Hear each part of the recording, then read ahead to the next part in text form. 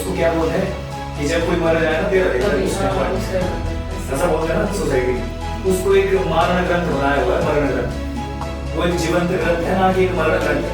अंधविश्वास वो होता है जिसको बिना सोचे समझे बिना सोचे समझे जो उसका देवते का जो वजन था, जो पावर थी, वो हिला रही थी।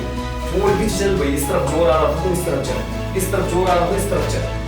तो हमने देखेंगे नहीं यार, ये लोग खुद नहीं करते, ये कुछ ना कुछ इसमें शक्ति है, कुछ ना कुछ पावर है जो हमारे को चला रही है। तो शक्तियां तो सब देवताओं में परंपार है। देखिए जब देवता में शक्ति आती है, हमारे वीरनाथ जी जब कई बार होता है कि उनमें जब एक साधारण सी बात है कि भगवान या देवता से आगे ना निकले, वो जो बातें कहें उनकी बातों को माने, उनसे आगे ना चले। वो जितना कहते हैं उतना करें, वो जितना बोलते हैं उतना करें, ठीक है, उनसे आगे ना जाए। ईश्वर का एहसास में किसी विशेष जो जब हवा को गुब्बारे के अंदर होता है तो उसको स्टोर करके रखते हैं हवा, वैसे ही जो एक एनर्जी स्टोर करके रखते हैं वो होता है कोई मंदिर हो इसका। वहां पे क्या होता है कि पॉजिटिविटी होती है। हेलो और नमस्ते, मेरा नाम है यशपाल और मेरा नाम है प्रेमलता। योर जर्नी के एक नए एपिसोड में आपका फिर से स्वागत है। आस्था, विश्वास और शिक्षा जैसे क्षेत्र के बारे में अपने विचार रखने आज हमारे साथ खास मेहमान जुड़े हैं अमित मन सर। सर इससे पहले जेवीटी कॉलेज में अपनी सेवाएं दे चुके हैं, साथ ही वर्तमान समय में ये जेवीटी पद पर कार्यरत है। तो सर हम थोड़ा सा शुरू करेंगे। सबसे पहले तो आपका स्वागत है। और कैसे हैं आप सर? बहुत बढ़िया, बहुत बढ़िया सर। आस्था और विश्वास की बात कर रहे हैं, है ना? जैसे ही हम इन शब्दों को लेते हैं, हमारे मन में एक ईश्वर की धारणा कहीं ना कहीं अपने आप आ ही जाती है। तो आपके व्यक्तिगत विचारों में ईश्वर की व्याख्या अगर आप कर पाए सर। व्यक्तिगत विचारों, अपने विचारों की बात कर रहा हूं मैं कि जैसे हर व्यक्ति के लिए ईश्वर कौन है, ये सब चीजें जो है बचपन से ही हमारे संस्कारों में डाल दी जाती है। जी। जैसे एक एग्जाम्पल के तौर की बात कर रहा हूँ, हमारे लिए जैसे जो घर वाले बताएंगे कि ये भगवान है, जी, बचपन से जैसे बच्चे को सिखाया जाता है, बताया जाता है ये भगवान है। हिंदू धर्म के अनुसार कि हम राम, कृष्ण या शिव जी को, भोलेनाथ को, मतलब विष्णु भगवान को मानते हैं। तो वो सब चीजें किसने बताया कि ये भगवान है? वो हमारे परिवार वाले ये सब चीजें बताते हैं। वैसे ही अगर हम इस्लाम की बात करें, उनके जो बताते हैं पेरेंट्स उनको कि ये कुरान पढ़नी है, इस तरह ये अल्लाह ताला हमारे ईश्वर हैं।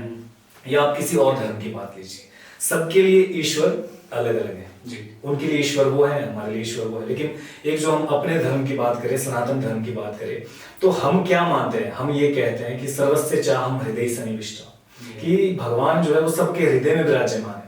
इवन सनातन धर्म तो ये भी बोलता है कि कण कण में भगवान विराजमान है जी। अब सनातन की जो डेफिनेशन में जो ईश्वर के बारे में ये चीजें बोली गई, देखिए सनातन इतना खूबसूरत है या हम अपना धर्म इतना इतना अच्छा है, उसमें क्या चीज बोली गई है? हम सब चीजों में भगवान को मानते हैं। हमारे लिए पहाड़ भी भगवान है, वृक्ष है वो भी भगवान है, नदियां हैं वो भी भगवान है, सूर्य चंद्रमा सब भगवान है। हम हर किसी में भगवान को देखते हैं, हम इंसान में, जानवरों में, सब में भगवान को देखते हैं। तो वो है हमारा धर्म। और ईश्वर की व्याख्या भी वही है।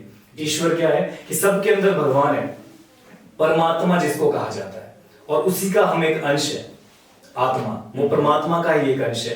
तो सभी के अंदर वो ईश्वर है, सभी को हम ईश्वर का स्वरूप मान सकते हैं, सभी के अंदर हम ईश्वर को देख सकते हैं। बाकी अपनी अपनी आस्था है, विश्वास है, आप कहाँ पे किसको किस चीज को मानते हो, आपका मानने की पूजा पद्धति या किस तरह से आप भगवान को वो अलग हो, वो सब चीजें सबकी अलग अलग हो सकती है। एक मैं इसी से कनेक्ट कर रहा हूँ सर कि इन धार्मिक चीजों से ऊपर उठ के ना थोड़ा सा, मतलब मान लो मैं किसी धर्म से बिलोंग नहीं कर रहा हूँ, आप किसी धर्म से बिलोंग नहीं कर रहे हैं, तो उसके लिए ईश्वर क्या है? अगर है तो उसके लिए प्रकृति ईश्वर है, नेचर, ये अपने आप में एक ईश्वर का रूप है जी।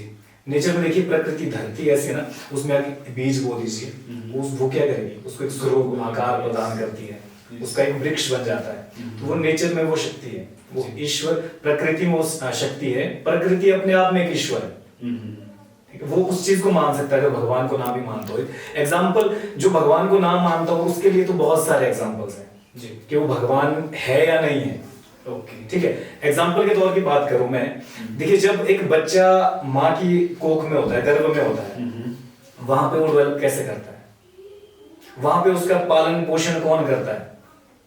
ठीक है, कोई ना कोई तो है जो उसका पालन पोषण कर रहा है। एक छोटे से बीज से वो बन रहा है, तो वो कौन है? वो उसको रचने वाला कौन है? उसके हाथ पैर आंखें सब कुछ दे रहा है, वो कौन है?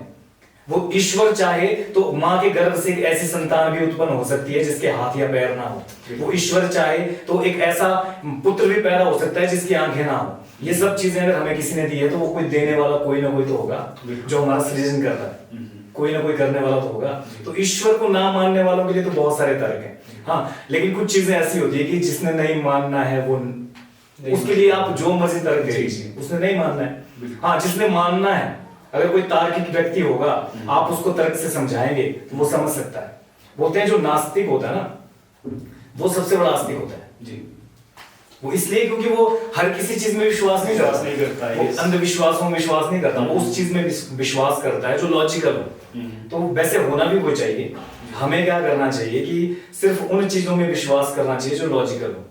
जैसे आजकल बहुत सारी चीजें हमारी सोसाइटी में समाज में ऐसी चल रही हैं जिनको कि मैं कहता हूँ कि बहुत सारी ऐसी प्रथाएं हैं, बहुत सारी चीजें हैं जो कि मैं मानता हूँ कि वो बिल्कुल जरूरत नहीं उन सब चीजों को मानने की। क्योंकि देखिए प्रथाएं या परंपराएं क्या होती है, वो इंसान की सहूलियत के लिए बनाई गई है, ना कि इंसान उनके लिए बनाया गया है। यस, मतलब इंसान को अपने अकॉर्डिंग वो चेंज कर सकते हैं। बाकी समय की बात है। हम क्या है कि कुछ चीजों को ऐसे पकड़ के बैठे हुए हैं कि बस ये चीज है, हमारी परंपरा है, ये हमारी प्रथा है, चाहे कुछ भी हो जाए हम इस चीज को छोड़ ही नहीं सकते हैं, ये हमारी प्रथा है। मैंने कहा ना कि जो भी प्रथाएं हैं, जो परंपराएं हैं, वो इंसान ने अपनी सहूलियत के लिए बनाई है ताकि कंफर्ट हो। जैसे हम नहीं करते कि यार मैं अभी ऐसा करूंगा उसके बाद ऐसा करूंगा ताकि भाई मेरा काम जल्दी से निपट जाए तो मुझे सहूलियत होगी इस चीज की। वैसे ये प्रथाएं बनाई गई थी वक्त के हिसाब से, लेकिन आज समय चेंज हो चुका है।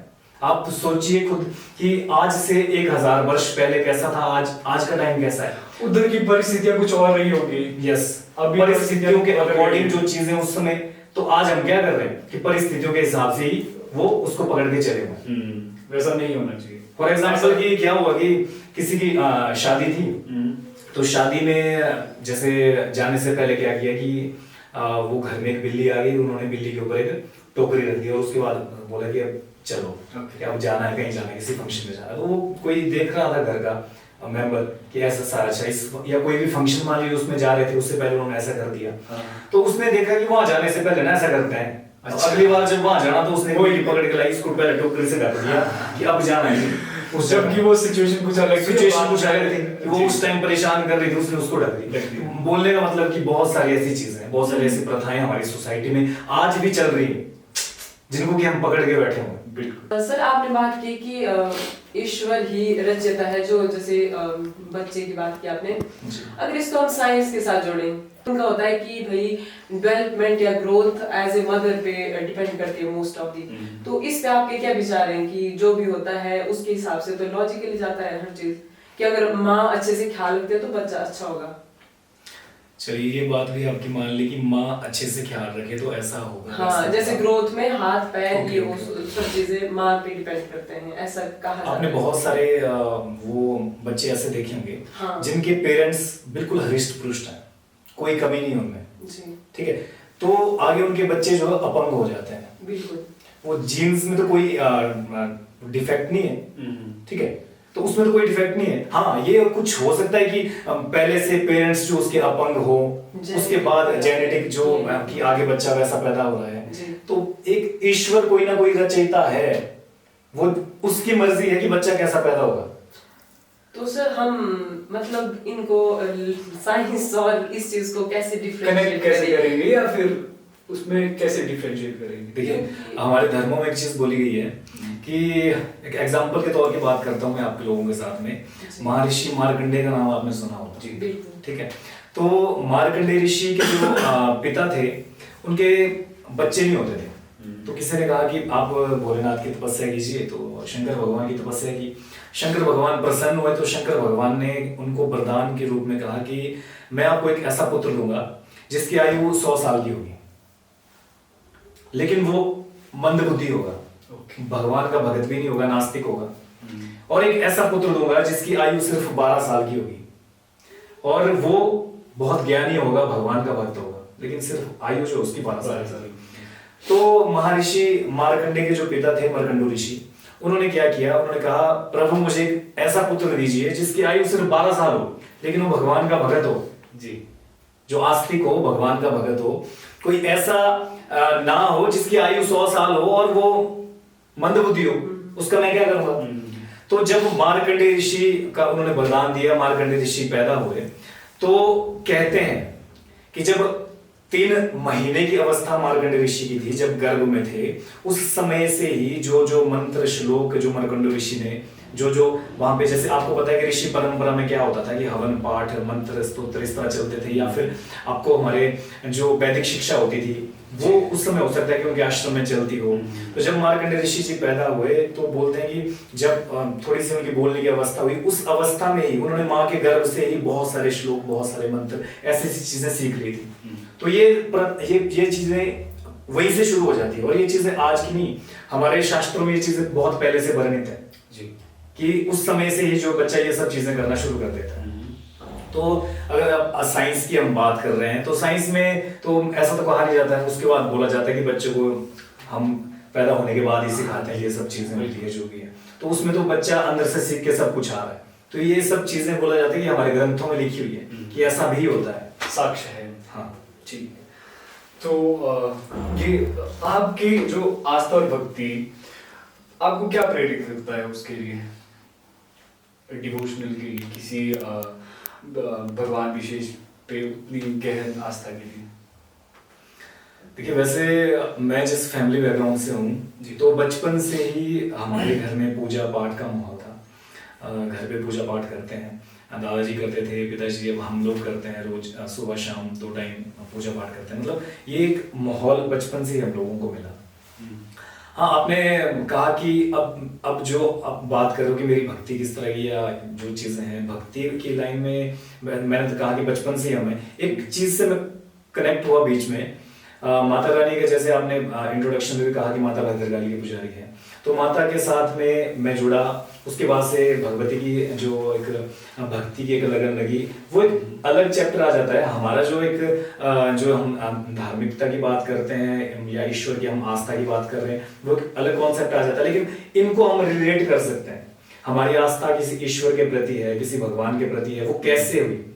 जब विश्वास और आस्था की आप बात कर रहे हैं, या विश्वास और आस्था की हम बात करते हैं, वैसे तो एक सिक्के के 2 पहलू हैं, ठीक है। तो एक मैं आज के यूथ को भी ये चीज बोलना चाहता हूँ कि हम लोग क्या करते हैं कि किसी भी चीज को ना बिना सोचे समझे उस चीज को मान लेते हैं। बहुत सारी चीजें सोसाइटी में ऐसी होती है, आपने सुनी होगी कि ये जी मेरे दादा ने ऐसी चीज कही थी कि ऐसा होता है जी, ये फलाने ने कही थी कि ऐसा होता है। हाँ, ठीक है। मतलब वो उन्होंने खुद नहीं देखी है, ना उस चीज का अनुभव किया है। बिना अनुभव के, बिना सोचे समझे वो उन चीजों को कर रहे हैं या उस रास्ते में चल रहे हैं। उनको नहीं पता कि ये क्या है, ना उन्होंने उस चीज का एक्सपीरियंस किया कभी, ठीक है। अब हम आज, ये तो कुल्लू है, देवभूमि है जी, ठीक है। यहाँ हर गांव में देवी देवता है, ठीक है। सब लोग देवी देवताओं को मानते हैं, सभी का अपना अपना मानने का तरीका है। लेकिन आज का यूथ, मैं कहता हूं कि उसको समझिए।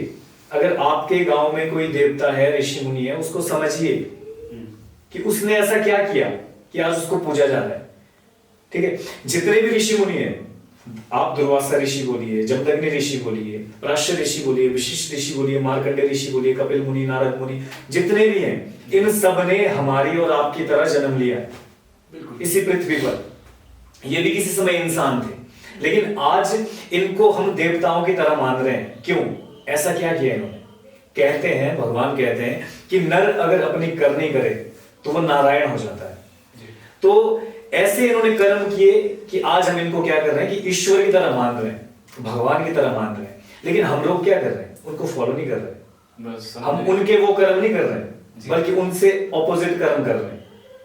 तो कुछ चीजें देखिए, मैं ऑन कैमरा ये सब चीजें बोल रहा हूँ, ये जो है ये मेरे पर्सनल व्यूज हैं, बिल्कुल, ठीक है। हाँ, किसी को इससे कोई आहत होता है सोसाइटी में, क्योंकि हमारी सोसाइटी इस तरह की है, उसके लिए मैं पहले ही बोल रहा हूँ कि मैं क्षमा चाहता हूँ। लेकिन एक लॉजिक के हिसाब से एक पढ़ा लिखा यूथ होने के हिसाब से मुझे लगता है कि ये सब चीजें बोलनी जरूरी है। जी।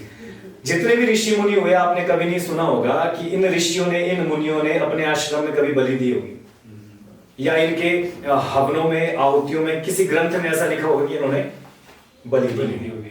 लेकिन हम लोग क्या कर रहे हैं, मान रहे हैं उस ऋषि को, लेकिन उसके नाम पे हम क्या कर रहे हैं, पशु बलि। हाँ, अपने मन की इच्छाएं पूरी कर रहे हैं। वही चीज है ना, वो क्या है, वो है कृष्णा नाम की देवी जो सबके अंदर है, उसकी भरपाई कर रहे हैं और कुछ नहीं है। कोई भी देवता ये नहीं बोलता है कि मुझे आप बलि दो, या इस चीज के ऊपर तो सबसे बड़ी बात देखिए, जैसे जीव हमें वैसे वो हैं, जैसे दर्द हमें होती है वैसे उनको भी होती है, बिल्कुल, है ना। हम कहते हैं कि हम हिंदू हैं, हिंदू तो उसको कहा जाता है, जैसे एक भागवत में मैंने सुना था, किसी ने, भागवताचार्य ने, किसी महात्मा ने ये चीज कही थी कि हिंसा विदुर्यते सा हिंदू, कि जो हिंसा से दूर रहे वो हिंदू है ना, ऐसी चीजें कही जाती है।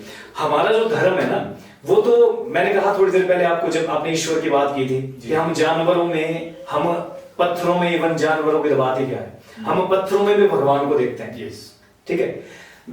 सबसे बड़ा धर्म क्या है, बोलते हैं कि दया धर्म सबसे बड़ा है, दया और परोपकार। अगर हमारे इंसान के अंदर दया नहीं होगी, किसी जानवर के लिए अगर हमारे मन में दया नहीं होगी, ठीक है, तो हम काहे के इंसान हैं। हमें मानव, या जो इंसान को इंसान किस लिए कहा जाता है, क्योंकि उसके अंदर इंसानियत होती है, उसके अंदर दया का भाव होता है, इसलिए उसको इंसान कहा जाता है। अगर उसके दया का भाव खत्म हो गया ना, तो वो राक्षस हो गया। वो राक्षस और जो जीव है उनसे हमारा फर्क नहीं रह जाएगा शायद। वही चीज, जानवरों और इंसान में डिफरेंस क्या रहा है। मनुष्य को भगवान ने सोचने समझने की शक्ति दी हुई है जी। आप अपने ग्रंथों को पढ़िए, आप अपने, जो मैंने कहा ना कि ऋषि मुनि जो हमारे हैं, उनकी थोड़ी सी स्टडी कीजिए, इन्होंने किया क्या आखिर, हम इनको क्यों पूज रहे हैं जी, ऐसा क्या काम इन्होंने किया कि आज इनकी हम पूजा पाठ कर रहे हैं, रोज इनको मान रहे हैं, है ना, इनके रथ बनाए उनको उठा के चल रहे हैं जी। तो ऐसा क्या इन्होंने किया कि इनको हम पूज रहे हैं, मान रहे हैं, तो हम भी वैसे कर्म करें जी। ना कि इस तरह के कर्म करें कि इनके नाम पे हम बलि प्रथा करें। तो जो की चीज मुझे बहुत बहुत ही बुरी लगती है अपनी सोसाइटी के हिसाब से, बिल्कुल, है ना। इवन पूरे हिमाचल में हम जाते हैं, हिमाचल से बाहर जाते हैं, बहुत से लोगों के साथ हमारा उठना बैठना होता है, कई भागवताचार्य हो गए, बहुत सारे मिलते हैं। मेरी संगति इस तरह की है कि बहुत सारे भागवताचार्य, बहुत सारे पंडित लोग मिलते रहते हैं। उनसे जब इस बारे में डिस्कशन होती है, वो क्या कहते हैं कि यार आपकी जो देवभूमि कुल्लू है, वहाँ के देवी देवता, उनकी शक्ति बहुत है, मानते हैं वो इन सब चीजों को, लेकिन वो ऊपर से एक चीज क्या तंज कसते हैं हमारे ऊपर कि एक चीज हमें बहुत बुरी लगती है आपके वहां पे, जो बलि प्रथा होती है। एक आप अच्छा खासा मंदिर बनाते हो और उसके ऊपर फिर बलि देते हो, तो उस चीज का क्या मतलब है। बिल्कुल, उस चीज का इंपॉर्टेंस मुझे आज तक नहीं समझ आई। तो सर आपके हिसाब से आस्था क्या है, क्योंकि हमारे जो सोसाइटी है वो तो मानते कि मतलब मैक्सिमम देख रहे आपने कि बोलते हैं कि हमारा देवता मांग रहा है, बलि तो देनी पड़ेगी। और कईयों के रीजन ऐसे भी हैं कि देवते के साथ बहुत सारी नेगेटिव एनर्जी चलती है, तो उनके लिए एक्चुअली, बट हमारी सोसाइटी ने ऐसा बना दिया कि बलि उसके बाद खुद को मतलब खाने के लिए यूज करते हैं। देखिए, अगर वैसा है कि जैसे आप बात कर रहे हैं कि सोसाइटी में ऐसा है कि नेगेटिव एंटिटीज मांगती हैं, मैं कहता हूँ आप दीजिए, बलि दीजिए, और उस नेगेटिव एंटिटी को बोलिए कि इसको मार, वो अपने आप मर जाए। अरे काट के तो इंसान को काटो, अब काट के तो इंसान भी मर जाएगा, गराट से सर अलग हो जाएगा उसका, काट के। हाँ जी, अरे वो मार। और दूसरी चीज हम बोलते हैं ना कि एग्जांपल देते हैं यहाँ पे कि वे देवता नहीं मांगता, उसके साथ में कोई गण होते हैं, कोई फलाना होता है, उसको देते हैं। उस देवते को मान गए बोले, फिर उस गण को ही मानो ना, उसको मानने की जरूरत क्या है जी, उसको मानने की जरूरत क्या है। डायरेक्ट जाओ उसके पास, भाई तेरे से मेरे को काम है, मैं तेरे को दे रहा हूँ, इसको देवता बीच में क्यों ला रहे देवता, ये सब बोलने की बात है, कुछ नहीं है। देखिए मैं एग्जांपल के तौर की बात कर रहा हूँ आप लोगों के साथ में। आप जैसे आपने जिक्र किया कि मैं माता भद्रकाली का पुजारी हूँ, माता के मंदिर में मुझे जुड़े हुए 15 साल हो गया आज। मैं 15 साल से माता रानी की वहां पे पूजा कर रहा हूँ। माता के मंदिर में बल्कि नाम भद्रकाली है, तो बलि बिल्कुल भी नहीं लगती। जितने भी वहां पे जो भी कार्य होते हैं वो सभी के सभी एक नारियल से, मात्र नारियल की बलि लगती है, उससे होता है। किसी जीव की कोई हत्या नहीं होती। बल्कि इवन भगवती खुद कहती है कि किसी जीव की हत्या या जीव को मार करके मैं प्रसन्न नहीं हो सकती हूँ। थोड़ा सा मैंने कहा ना कि हम लोगों में कमी है कि हम किसी चीज को पढ़ते नहीं है। अब काली माता ने जिस टाइम पे रक्तपान किया था वो क्यों किया था? वो इसलिए किया था कि एक राक्षस हुआ रक्त बीज नाम का जी उसको जब माता रानी युद्ध के दौरान जब काट रही थी, मार रही थी, उसके रक्त की जितनी बूंदें गिर रही थी ना, तो उतने वो राक्षस पैदा हो रहे थे। तब भगवती ने क्या किया, आवाहन किया था काली माता का कि माता की कुछ ऐसा करो कि इसका वध हो। तो भगवती ने एक विशालकाय मुख धारण किया था जिसमें कि जैसे उसको काटा जा रहा था तो उसके जितना रक्त था वो जमीन पर नहीं गिर रहा था, उसका रक्तपान किया था वो राक्षस को मारने के लिए। जी, मतलब उसके पीछे कोई लॉजिक था, कोई लॉजिक था ना उसके पीछे। आज की डेट में क्या बना दिया हम लोगों ने उस चीज का कि बस माता जो है क्या करती है, अरे वो माँ है, वो जगत की जननी है जिसने कि संसार को बनाया हुआ है, वो चाहे तो इस पूरे के पूरे संसार को एक श्वास में निगल सकती है। आपने अगर दुर्गा सप्तशती का पाठ किया होगा तो जब माता काली जब रण के मैदान में आई थी ना, तो रण मैदान में आते ही उनके रूप को देखते ही हजारों राक्षसों की दिल की धड़कनें रुक गई थी। उनको देखते ही मर गए थे, वैसा रूप था। वो चाहे तो पूरे के पूरे संसार को खा सकते, उसने बकरे खाने वाला पूरे के पूरे खा लेना उसने, सारे जानवर एक बार में। एक प्रथाएं, मैंने कहा ये सब प्रथाएं बनाई हुई ये वक्त के हिसाब से आज की डेट में ज्यादा हो चुकी हैं जी, ठीक है। उस समय तो इंसान, पहले देखिए आबादी कितनी होती थी, बड़ी मुश्किल से लोगों के पास खाने के लिए नहीं होता था कि लोग सोचते होंगे चल यार कि इसको भी भगवान के नाम पे दे दिया, खुद भी खा लिया, शायद तो हमारा भरण पोषण हो जाएगा, जो भी हो सकता है। लेकिन आज के टाइम में उस चीज को पकड़ के बैठना गलत है। एग्जाम्पल के तौर की बात करूं, देखिए एक सती प्रथा चलती थी, सुना आप सब लोगों ने, आज की डेट में बंद है, खत्म है, वो भी तो प्रथा थी। वैसे ये भी एक प्रथा है। तो आज की डेट में क्यों नहीं कोई मर जाए उसकी पत्नी को उठा के उसके साथ में जला देता है, जलाओ ना, सहूलियत प्रथाएं हैं हमारी, इसको पकड़ के रखा हुआ है। तो इस चीज को क्यों पकड़ के रखा हुआ है? और सोसाइटी में देखिए हमें बचपन से ही बच्चों को शिक्षा देनी चाहिए, और हम अगर सोचें कि बाद में बड़े हो गए या स्कूलों में बच्चे सीखेंगे कुछ ऐसा होगा, तो ये सब चीजें नहीं होती।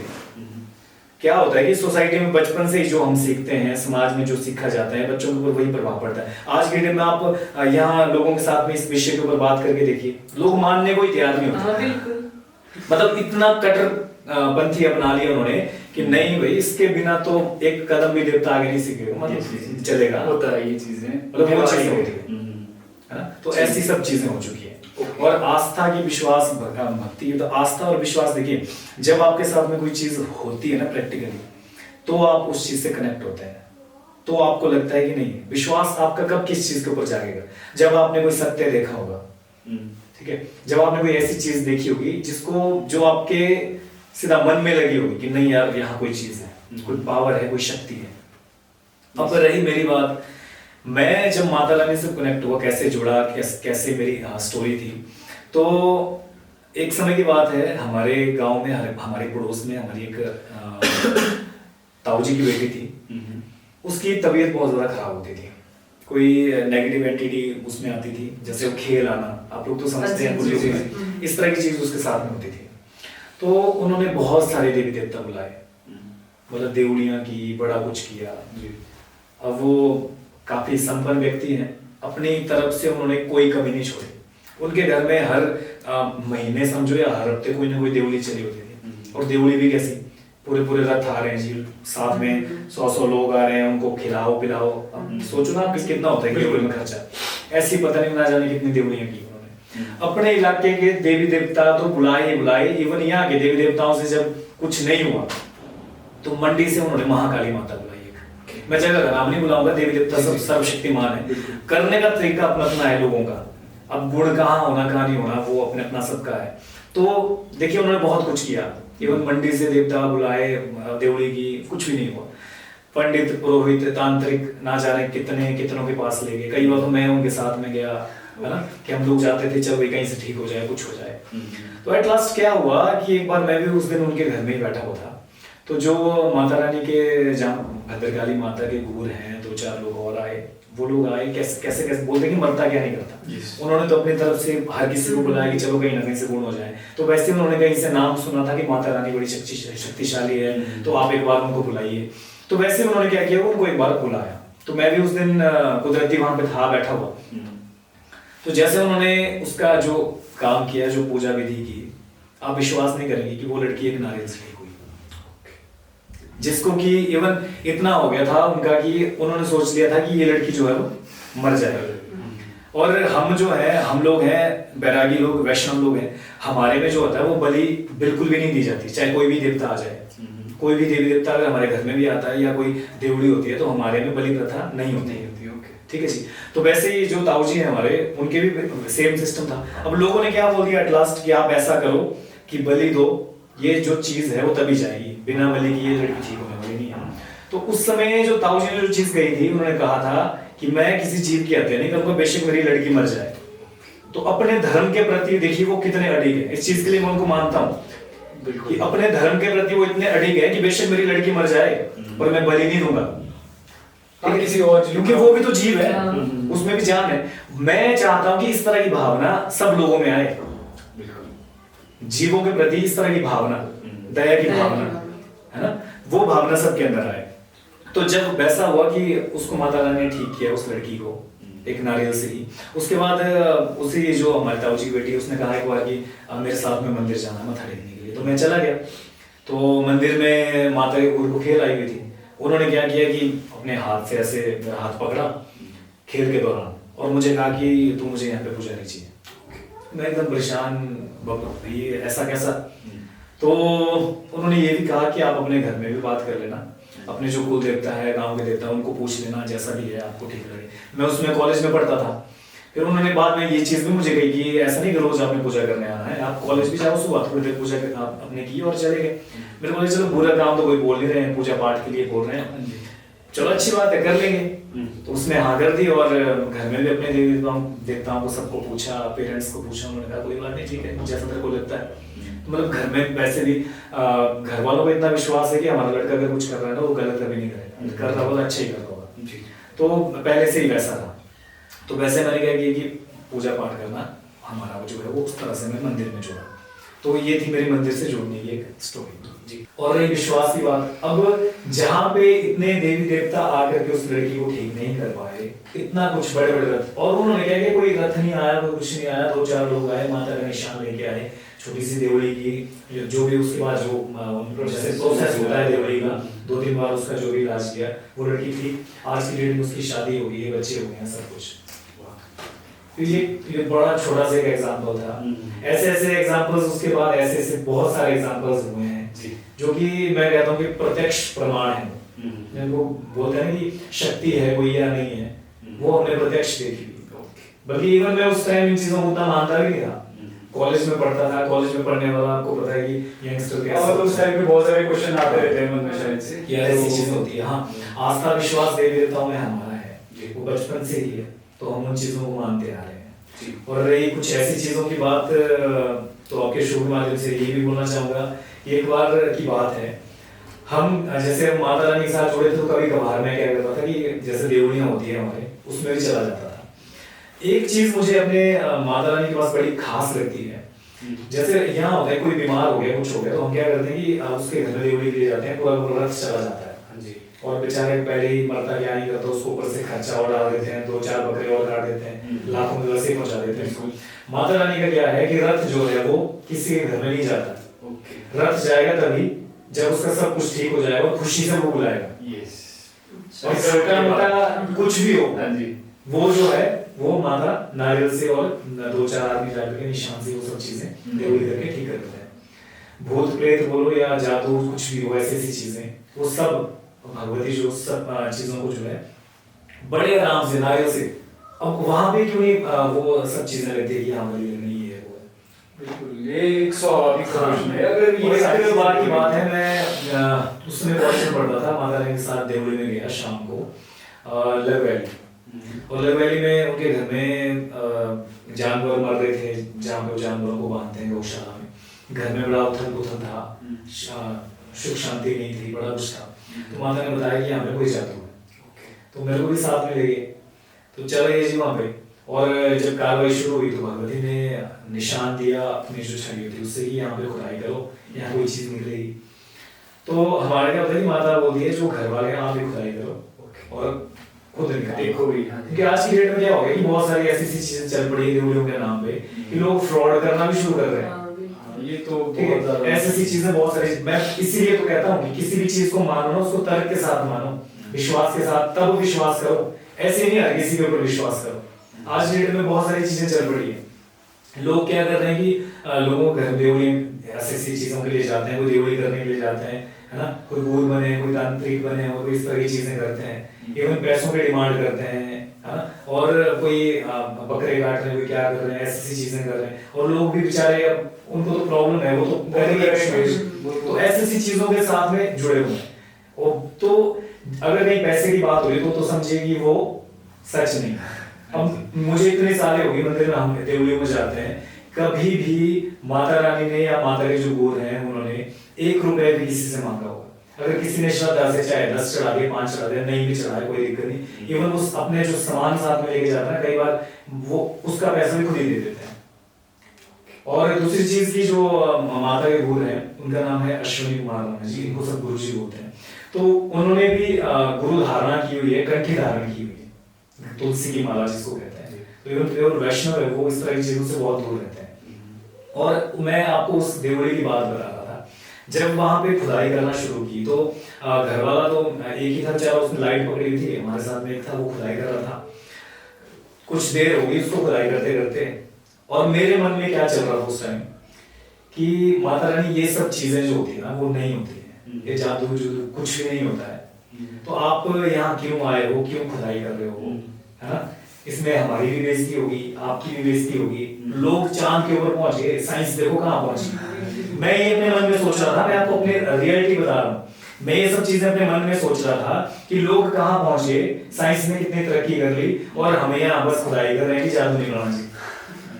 तो मेरा मन ये बोल रहा था कि देखो क्या चीज है, और पर वहाँ सामने गुरु को खेल दिया भी, और उन्होंने जैसे मेरी तरफ देखा तो उन्होंने, माता ने एकदम समझ लिया कि मन में क्या सोच रहा है, और माता ने जैसे हल्का सा जैसे स्माइल नहीं करते उस तरह स्माइल की, पूरा का पूरा पढ़ लिया कि ये सोच क्या रहा है, और ये बोला जो खुदाई कर रहा था लड़का, उसको कहा कि कोई जरा वापिस आ जा, और मेरे पास जो अपनी माता की छड़ी होती है जिसको गुर्ज भी बोलते हैं, वो हाथ में पकड़ाई, बोला कि तो बताएगा जाके। अच्छा, और ध्यान रखना कि कोई चीज अगर निकलेगी, कोई चीज होगी तो उसका ध्यान रखना निकलने वाली।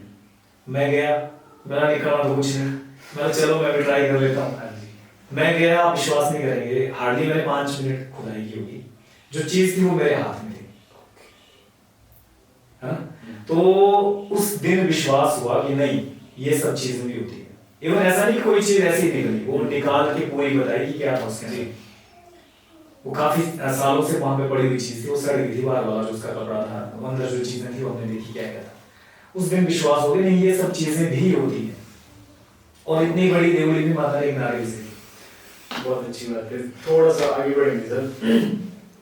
जो आपका ये विश्वास और भक्ति वाला जीवन है ना, तो क्या कभी इसने आपके पारिवारिक जीवन या फिर प्रोफेशनल लाइफ को प्रभावित किया है कि इस वजह से कुछ आपको सफर भी नहीं कहेंगे या कुछ अच्छा हुआ हो दोनों लाइफ में? अच्छा देखिए कि जब भी आप किसी चीज के साथ में जुड़ते हैं उसकी कृपा आपके ऊपर रहती ही रहती है। तो माता रानी की कृपा से आज तक किसी चीज की कोई कमी नहीं हुई, जो भी भगवती ने कहा वो चीज हुई हुई डेफिनेटली हुई है।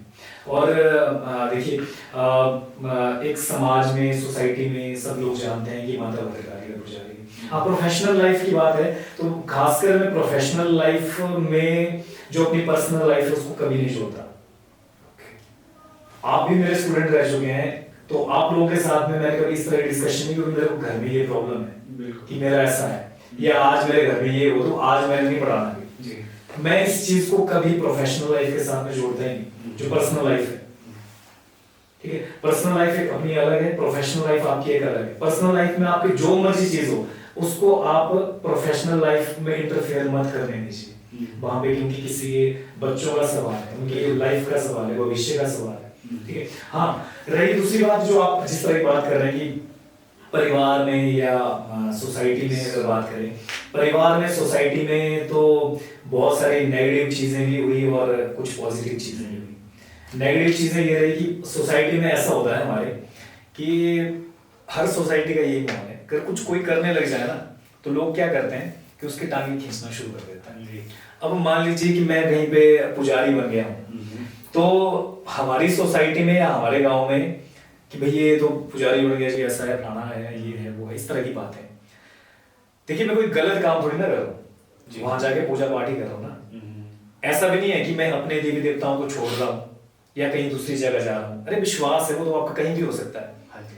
आपके साथ में कोई प्रत्यक्ष प्रमाण हो गया, आपको विश्वास हो गया उस चीज का, आपकी आस्था वहां जुड़ गई। आस्था है वो कहीं भी जुड़ सकती है। हमारे तो इतने भगवान है, देखिए आप हो सकता है कि आप भोलेनाथ में आस्था रखते हो, कोई हो सकता है कि आप माता रानी में आस्था रखते हो, या किसी देवता में, किसी ऋषि में आस्था रखते हो। वो अपना अपना है, वो जरूरी नहीं है कि आपकी आस्था एक ही जगह हो, अलग अलग है, हो सकता फ्री है। हम हो सकता है कि कभी हमारी आस्था किसी के साथ भी जुड़े, ठीक है। हमारी जो सोसाइटी कई बार क्या करती है, इन चीजों को एक्सेप्ट नहीं कर पाती। आज की सोसाइटी में क्या हो गया कि 4 लोग अगर बैठ के ड्रिंक कर रहे हो, शराब पी रहे हो, तो उनको अप्रिशिएट करेंगे, हाँ तुम ठीक कर रहे हो। लेकिन अगर कोई पूजा पाठ की लाइन में चला जा रहा है ना, उसको बोलेंगे ये क्या है, ये तो बड़ा वो पूजा पाठ करने लगे हैं, पुजारी बन गए हैं, फलाना है ढिमकाना है, इस तरह की चीजें। तो ऐसी चीजें ना ही हो, थोड़ा सा मतलब कि अपना जो सोचने का दायरा है उसको थोड़ा सा बढ़ाओ, है ना। अपनी संकीर्ण सोच मत रखो, ये सोच किसकी होती है। और रही सोसाइटी, इवन माता रानी की वजह से कि सोसाइटी में क्या क्या है, पूरे ओवरऑल समाज की बात कर रहा हूँ मैं। आज के डेट में हम हिमाचल में कहीं भी चले जाएं, किसी भी शक्तिपीठ में, ज्वाला जी में, कांगड़ा देवी में, नैना देवी में, कहीं भी मैं पता नहीं कितनी बार जाके आया हूँ।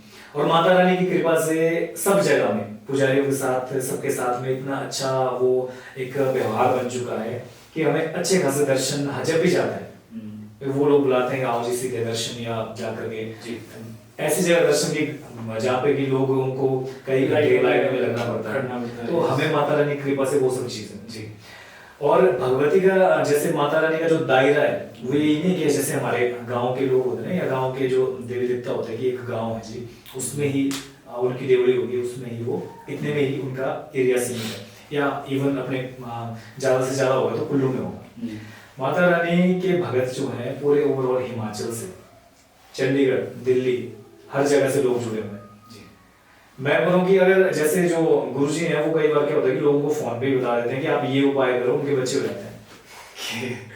तो ऐसी शक्ति है भगवती की, तो लोग ऐसे जुड़े हुए हैं माता रानी की कृपा से। मैं पता नहीं कितनी बार वृंदावन, अयोध्या, गुजरात, आपके दिल्ली, चंडीगढ़ तो आना जाना लगा ही रहता है, पूरे हिमाचल में आना जाना लगा रहता है।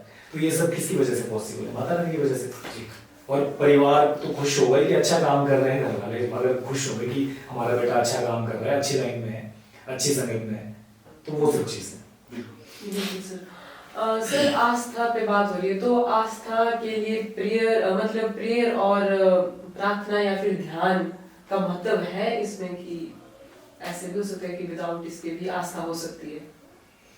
रही आस्था की बात, तो आस्था मैं मानता हूँ कि आपका बिना ध्यान के भी आस्था हो सकती है। आस्था का ऐसे दस मतलब है कि आप किसी चीज में विश्वास कर रहे हो, आपका विश्वास तो कैसे भी हो सकता है। हाँ, रही बात उस तत्व को जानने की, उस ईश्वर रूपी तत्व को जानने की, उस परमात्मा को जानने की, अपने आप को जानने की, परमात्मा की बात ही नहीं करूंगा, अपने आप को जानने की, उसके लिए मेडिटेशन, ध्यान बड़ा जरूरी है। हमारे अंदर कोई ना कोई ऐसी चीज है ना, कोई तो चीज है जो हम बोल रहे हैं, जो कुछ कर रहे हैं, जो हमसे करवा रही है कुछ ना कुछ, कोई ना कोई शक्ति तो है जो पावर जो हमारे साथ ये सब चीजें करवा रही है। अदरवाइज मैं कौन होता हूँ? मेरे में इतना सामर्थ्य है कि मैं कुछ कर सकूं? हमसे कुछ करवाने वाला कोई तो होगा, वो दिमाग में ये चीज डालेगा तुझे इस टाइम ये चीज करनी है, तुझे इस टाइम ये चीज करनी है। भगवान के हाथों की हम कठपुतली है, वो जैसा बोलेगा हम वैसा करेंगे। लेकिन एक चीज है कि हम कहते हैं कि आत्मा जो है वो परमात्मा का एक अंश है ना? तो उस अंश को, उस अपने आप को जानने के लिए हमें क्या करना चाहिए? उसमें मेडिटेशन काम करता है, उसमें ध्यान काम करता है। उसमें हमें क्या करना है? सिर्फ अपना ध्यान करना है कि ऐसी कौन सी पावर है हमारे अंदर, कौन सी शक्ति है। उसी शक्ति को आत्मा कहते हैं और उसी की वैल्यू है। जब तक वो हमारे अंदर है ना तब तक वैल्यू है, अदरवाइज लोग उठा के इस शरीर को जला देते हैं। जब तक वो चीज है, ये श्वास है, सांस है हमारे, इसी को हम बोल सकते हैं कि आत्मा है। जब तक ये चल रहे हैं हमारे अंदर तब तक इस शरीर की वैल्यू है, अदरवाइज शरीर की कोई वैल्यू नहीं है। तो उस जो अंदर है वो कौन सी चीज है, ऐसी कौन सी शक्ति है, उस चीज को अगर जानना चाहोगे तो ध्यान जरूरी है। उस अध्यात्म की तरफ अगर हम जाना चाहेंगे तो उसके लिए ध्यान जरूरी है। रही सिंपल अगर आस्था की बात, तो आस्था तो आपकी कहीं भी हो सकती है। आपको कुछ ऐसा दिख गया, किसी चीज में आपका कोई साक्ष्य, कोई सत्य आपको लग गया, है ना, आपके सामने कोई प्रत्यक्ष प्रमाण हो गया तो आपने देख लिया कि नहीं यहाँ पे तो ऐसी चीज है, आपका लगाव उसके प्रति हो गया, उस चीज के ऊपर, ठीक है, आपका विश्वास वहां पे हो गया, तो वो आस्था है। सर बिना साक्ष्य के भी आस्था हो सकती है। जैसे एक होता है ना कि जैसे हम जिस फैमिली में पैदा होते हैं, हो सकता है वहां पे हमारे को सिखाया गया हो, बट हमने कभी साक्ष्य देखे नहीं है, फिर भी हम उस पर विश्वास करते हैं। हाँ, ये चीज आपने कही कि बिना हमारे किसी भी साक्ष्य के जी आस्था हो सकती है। वो मैंने कहा ना कि जो हमारा फैमिली बैकग्राउंड होगा, बिल्कुल। पारिवारिक जो हमारी पृष्ठभूमि होगी, जिस क्षेत्र से हम जुड़े होंगे, तो वैसे ही होता है कि जिस परिवार से, परिवेश से हमें जो संस्कार मिले होते हैं, हम डायरेक्टली क्या कर देते हैं कि कोई चीज मानते हैं, उसी चीज में हमारी आस्था होती है। घर में बचपन से हमें बताया जाता है कि ये भगवान है, सुबह बेटा हाथ जोड़ने, बिल्कुल। तो हम क्या करते हैं, बस आस्था है हमारी उस तरीके से कि जब भी भगवान दिखे कि ऐसी जैसी चीज दिखे तो हाथ जोड़ लिए, है ना। एक चीज मैं और कहना चाहूंगा कि हमें इसके साथ साथ में, अगर परिवार को जितने भी हमारे आपके व्यूअर्स सुन रहे होंगे, तो उनको मैं एक चीज बताना चाहूंगा कि सोसाइटी में एक चीज जरूर करें कि बच्चों को हम सिर्फ ये ना बताएं कि ये भगवान है, हाथ जोड़ें, इन्होंने ऐसा क्या किया कि ये भगवान हुए जी। थोड़ा सा अपने धर्म के बारे में भी बताएं। अदरवाइज आज की सोसाइटी में आपने देखा होगा कि हमारे जो हिंदू वो कन्वर्ट किए जा रहे हैं ईसाइयों में, कन्वर्ट किए जा रहे हैं इस्लाम में। क्यों? उनको पता ही नहीं अपने धर्म के बारे में, उनको भगवान के बारे में पता ही नहीं है। देखिए, जो मुस्लिम लोग हैं वो मदरसों में शिक्षा देते हैं, धार्मिक शिक्षा दी जाती है। हिंदुओं को कहाँ पे धार्मिक शिक्षा दी जाती है? आपने भगवत गीता कभी पढ़ी है? नहीं, मतलब स्कूल में तो नहीं पढ़ी जी, है ना। घरों में हम लोग पढ़ते ही नहीं है। उसको क्या बोलते हैं कि जब कोई मर जाए ना 13 दिन तक उसने पढ़ना, ऐसा बोलते हैं ना सोसाइटी में। उसको एक मारण ग्रंथ बनाया हुआ है, मरण ग्रंथ। वो एक जीवंत ग्रंथ है ना कि एक मरण ग्रंथ है। जो बोलते हैं कि मरने के बाद मुक्ति दे सकता है, वो क्या जीते जी मुक्ति नहीं दे सकता? तो अपने ग्रंथों के बारे में, अपने धर्म के बारे में, अपने जो अगर हमारे ईश्वर है, मैंने कहा ना कि नर अगर अपनी करनी करे तो वो नारायण हो जाता है। तो ऐसा क्या उन्होंने कर्म किया, हम डिटेल में अपने बच्चों को बताएं ये सब चीजें जी, ताकि आने वाले टाइम में लोग उनको बरगलाए ना, है ना। लोगों की बातों में आकर के वो कन्वर्जन किसी दूसरे धर्म में ना जाए, किसी गलत रास्ते में ना जाए। तो वो सब चीजें बचपन से ही हम बच्चों को बताएं। सिर्फ ये ही ना बताएं कि ये भगवान है, हाथ जोड़, बस उसको पता ही ना हो भगवान है तो है क्यों, क्या है ये, है ना, वो सब चीज। तो सर, जो अभी तक की आपकी आध्यात्मिक यात्रा रही है ना, इस पे आपको कभी संदेह हुआ है या फिर आपने समाज में कोई ऐसा एग्जाम्पल देखा हो? मुझे तो वैसे आज तक कभी संदेह हुआ नहीं। मेरी अगर आप आध्यात्मिक यात्रा की बात करें तो मैंने कहा कि जब से माता रानी के साथ में जुड़ा हूँ, तो जब आपको किसी चीज में एक बार विश्वास हो जाता है ना, तो विश्वास ऐसे नहीं हुआ। एक होता है विश्वास की बिना सोचे समझे विश्वास, जिसको कि अंधविश्वास बोलते हैं। अंधविश्वास वो होता है जिसको हम बिना सोचे समझे, आंखें बंद करके कि बिना सोचे समझे करते हैं। लेकिन मैंने जो किया है वो बिल्कुल सोच समझ के, लॉजिकली, तब जाके विश्वास किया है। तब मेरी आस्था वहां पे जगी कि नहीं, कोई पावर है, कोई शक्ति है जो कि इतना कुछ कर सकती है। तब मेरा विश्वास हुआ। और एक बार जब विश्वास किसी चीज में आपका हो जाता है ना, वो डगमगाता नहीं फिर उसके बाद। हाँ, सोसाइटी में ये सब चीजें होती है। मैंने ऐसा देखा है कि लोग बिल्कुल अंधविश्वास में डूबे हुए हैं, है ना। उनको पता ही नहीं है कि ये चीज क्या है, बस विश्वास किए जा रहे हैं, उसके पीछे का लॉजिक नहीं पता। लोगों से सुनी हुई बातें हैं कि ऐसा होता था जी, ये हुआ है जी, वो सब चीजें देखी हुई है। तो वो सब चीजें होती हैं। तो ऐसा ना हो, थोड़ा सा तर्क करना सीखिए जी, थोड़ा सा लॉजिकली, अगर ये चीज हो रही है तो क्यों हो रही है, इसके पीछे का कारण क्या है। तो थोड़ा सा जागरूकना पड़ेगा। आज के समय के हिसाब से दुनिया कहाँ पे पहुंची, और हम लोग अगर अंधविश्वास में डूबे रहेंगे बिना किसी रीजन के, बिना किसी कारण से, हम बोलेंगे कि ठीक है जी ये सब चीज, उसके पीछे का कारण तो समझो। अगर ठीक है तो क्यों है वो। सर, आस्था हमें पर्सनल ग्रोथ में किस तरह हेल्प करती है? देखिए, आपका अगर किसी में विश्वास हो जाता है ना, भगवान में, ईश्वर में विश्वास हो जाता है, तो वो आपकी कहीं ना कहीं हेल्प करता ही है। पर्सनल ग्रोथ की अगर बात करें हम, मैं ये चीज मानता हूँ कि जो हमारे देवी देवता है ये हमारे बुजुर्ग हैं, ठीक है, ये हमारे बुजुर्ग हैं। जैसे मैंने कहा ना कि हाँ, आपको पता हो एक चीज कि हमारे जो गोत्र हैं वो सब ऋषि मुनियों के नाम से हैं, ठीक है। तो वो क्या है, हमारे बुजुर्ग थे, पूर्वज थे हमारे। वैसे ही जो हमारे देवी देवता हैं, एक तरह से ये क्या है, हमारे बुजुर्ग हैं, पूर्वज हैं। तो घर का जो बड़ा होता है, जब भी आप कोई काम करते हैं उससे पहले उसकी परमिशन लीजिए उसको पूछ के कोई भी काम कीजिए। जब आप उनको पूछ के कोई काम कर रहे हैं तो वो काम कभी गलत हो ही नहीं सकता है। जब आप उनके हिसाब से चल रहे हैं, जब आपको गाइड करने वाला कोई है, और गाइड करने वाला भी कौन, जो एक सुप्रीम पावर है, तो आप कभी गलत हो ही नहीं सकते, आप किसी गलत रास्ते में जा ही नहीं सकते। और पर्सनल ग्रोथ होती है इंसान की, क्यों नहीं होती? जब भी इंसान ऐसी चीजों के साथ में जोड़ता है तो बहुत सारी चीजें, मैंने कहा कि सोसाइटी में इवन एक जब आप हाईलाइटेड हो जाते हो, बहुत सारी चीजें आपके साथ में होती है, आप एक साधारण से इंसान से एक विशेष आदमी बन जाते हो, तो बहुत सारी चीजें आपके साथ में नेचुरली हो जाती है। आपके अंदर वो एबिलिटीज, वो क्वालिटीज आ जाती हैं, आप उन चीजों को समझना शुरू कर देते हैं। आप सिर्फ पहले क्या होता था कि हम एक ही चीज से जुड़े हुए हैं, अब हमें कई चीजें एक साथ में करनी है ना, तो डेवलपमेंट तो हमारी हो रही है, वो तो होगी ही होगी, नेचुरल सी बात है। कई तरह की चीजों का हमको हमें फेस करना पड़ता है, तो वो नेचुरल किसी बात है, हमारी पर्सनल ग्रोथ तो होगी होगी। ओके, तो सर जिस तरह से मैं सोचता हूँ ना कि विश्वास के भी ना कुछ स्टेजेस होते हैं, जैसे आपने बात की, आप इस तरह के विश्वास करते हैं जहाँ पे कुछ लॉजिक हो, जहाँ पे कुछ साक्ष्य हो, लेकिन दूसरी तरफ वो विश्वास जो जिसको हम अंधविश्वास का नाम दे रहे हैं, तो कारण तो उनके पीछे भी कुछ सोच का होगा ना, तो वो क्या कारण हो सकते हैं? मैंने कहा ना कि कारण वही है जो प्रथाएं चली आ रही हैं जी। लोग विश्वास किस लिए करेगी? एक होता है कि बचपन से हमें बताया जा रहा है ये भगवान है, तो हम उसको भगवान मानेंगे। जैसे मैंने पहले भी एग्जांपल दिया था आपको कि अगर हमें कहा कि ये भोलेनाथ है, ये भगवान है, कोई मुस्लिम बच्चा होगा उसको बोलिए अल्लाह ये भगवान है, उसको ही मानेगा। जैसा उसको रास्ता दिखाया गया वो वैसे ही मानेगा।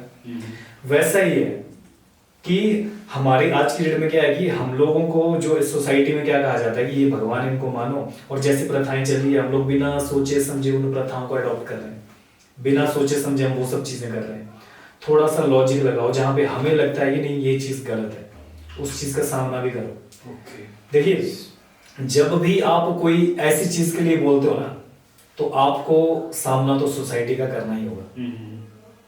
मैंने कहा ना कि आज का समाज ऐसा है, कलयुग का प्रभाव है ये, कलयुग का प्रभाव ऐसा है, अगर आप कोई अच्छा काम करने जाओगे ना तो सारे के सारे आपके दुश्मन बन जाएंगे, सोसाइटी आपके खिलाफ खड़ी होगी, आप अकेले खड़े होंगे। एक तरफ लोग बोलेंगे पागल है, ठीक है, और दूसरी तरफ क्या होगा, अगर बुरा काम करने लग जाएंगे उनके साथ में जुड़ जाएंगे, फिर बोलेंगे भाई साहब क्या बात जी है। तो वो चीज होती है। तो थोड़ा सा क्या है, हमें क्या करना चाहिए कि इन चीजों को ना हमें तब मानना चाहिए जब हम खुद इन चीजों में इन्वॉल्व हो, इनकी शक्ति हो जाए। मैं नहीं बोल रहा हूँ कि देवी देवताओं में शक्तियां नहीं, मैं ये चीज नहीं बोल रहा हूँ, मेरा इन चीजों का बोलने का कतई मतलब नहीं है कि मैं अगर यहाँ पे बात कर रहा हूँ कि मैं माता का पुजारी हूँ तो मेरी माता रानी के पास ही शक्ति है, भी बाकियों के पास नहीं। मैं ये चीज नहीं बोल रहा हूँ।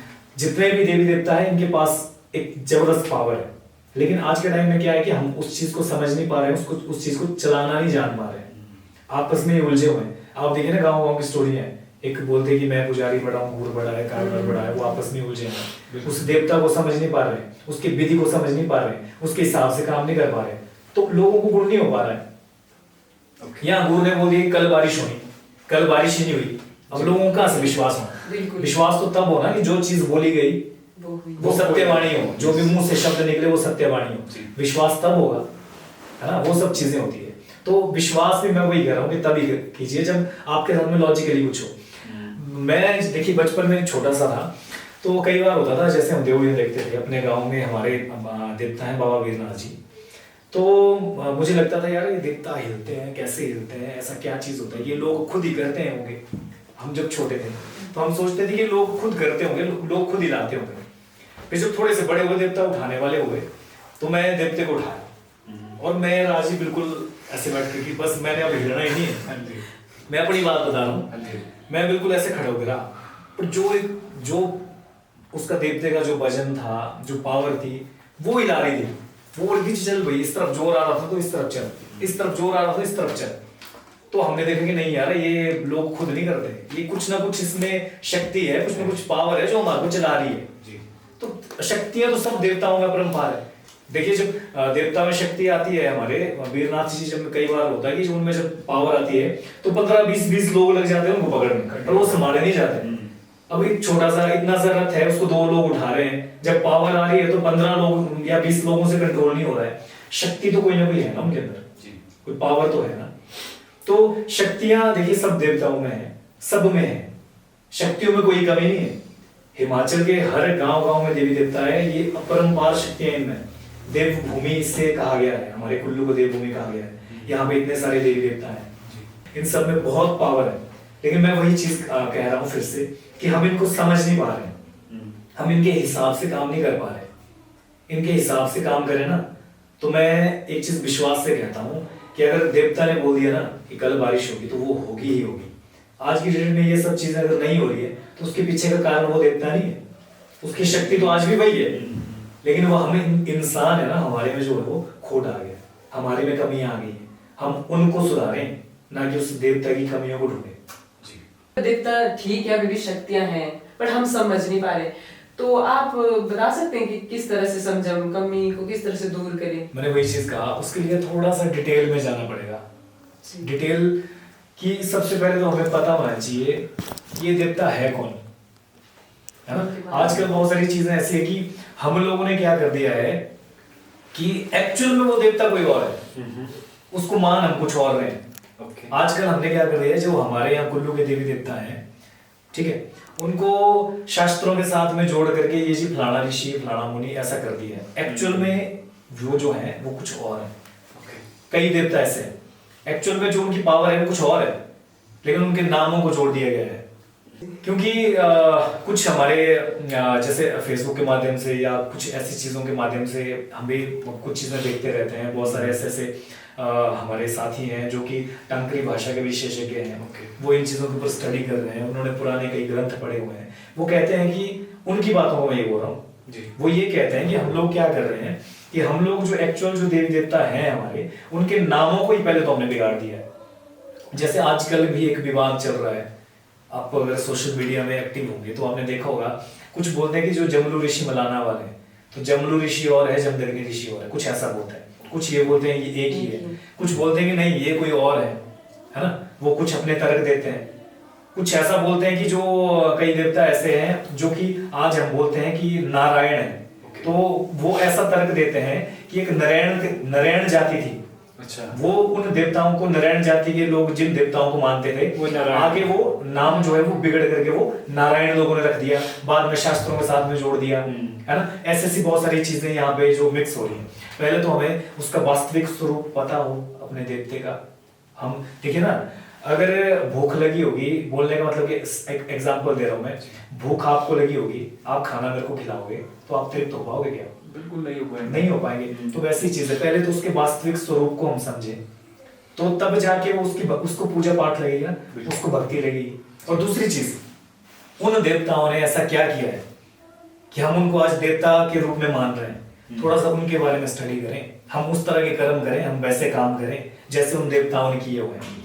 और देवनीति के बारे में मैं ज्यादा नहीं बोलूंगा, मेरी उम्र इतनी भी नहीं है कि मैं किसी को या समझाने लग जाऊं कि बताने लग जाऊं कि आप जो है जी अपने देवताओं के वहां ये सुधार कीजिए, वो कीजिए, ठीक है। एक साधारण सी बात है कि भगवान या देवता से आगे ना निकले, वो जो बातें कहें उनकी बातों को माने, उनसे आगे ना जाए। वो जितना कहते हैं उतना करें, वो जितना बोलते हैं उतना करें, ठीक है। उनसे आगे ना जाए हम, ठीक है। समझे उन चीजों को कि वो क्या बोल रहे हैं, ये भी नहीं। और दूसरी चीज यूथ के लिए ये भी बोलना चाहूंगा कि कई बार ऐसा होता है कि आजकल ऐसा भी बोल देते हैं कि ऐसा करो जी, वैसा करो जी, बहुत सारी चीजें रिलेट कर रहा हूं मैं कुछ चीजों के साथ में, तो उन चीजों को ना ही माने तो अच्छा है जी। थोड़ा सा उसके पीछे लॉजिक लगाएं, तर्क लगाएं, बिल्कुल आंख बंद करके विश्वास ना करें कि ये बोल दिया तो ये करना है जी। सिर्फ लॉजिकली चीजों को करें जी, सिर्फ इसलिए कि मेरे परिवार ने ये चीज मानी है तो मैं उस पर विश्वास ना करूं, उसके पीछे लॉजिक ढूंढने की कोशिश करूं जी, थोड़ा सा तार्किक बन जी। तो हम क्या करते हैं सर, जैसे आप भद्रकाली की पूजा कर रहे हैं तो आप एक विशेष स्थान विशेष पे जाके पूजा करते हैं, तो ये जो पवित्र स्थान होते हैं ना, जो स्थल होते हैं, इनका कितना महत्व है? क्योंकि अगर हम बोल रहे हैं कि शक्ति सर्वव्यापी है, तो हो सकता है मैं यहाँ पे बैठ के पूजा करूँ, हो सकता है जहाँ पे मेरे को सुविधा है मैं वहां पे बैठ के पूजा करूँ, लेकिन फिर भी हमने देखा है हम बहुत सारे पवित्र स्थलों पे जाते हैं और वहां पे जाके विशेष तरह की पूजाएं करते हैं। हिमाचल में बहुत है ऐसे। जी जी जी। देखिए, जैसे मैंने स्टार्टिंग में कहा था कि भगवान हर जगह विद्यमान है, ठीक है, भगवान हर जगह विद्यमान है ना। हवा चारों तरफ है, आपको दिख रही है हवा चारों तरफ है? नहीं दिख रही है, एहसास कर पा रहे हैं। एहसास कर पाते हैं ना। तो ईश्वर का एहसास भी हमें किसी विशेष स्थान पे होता है ना।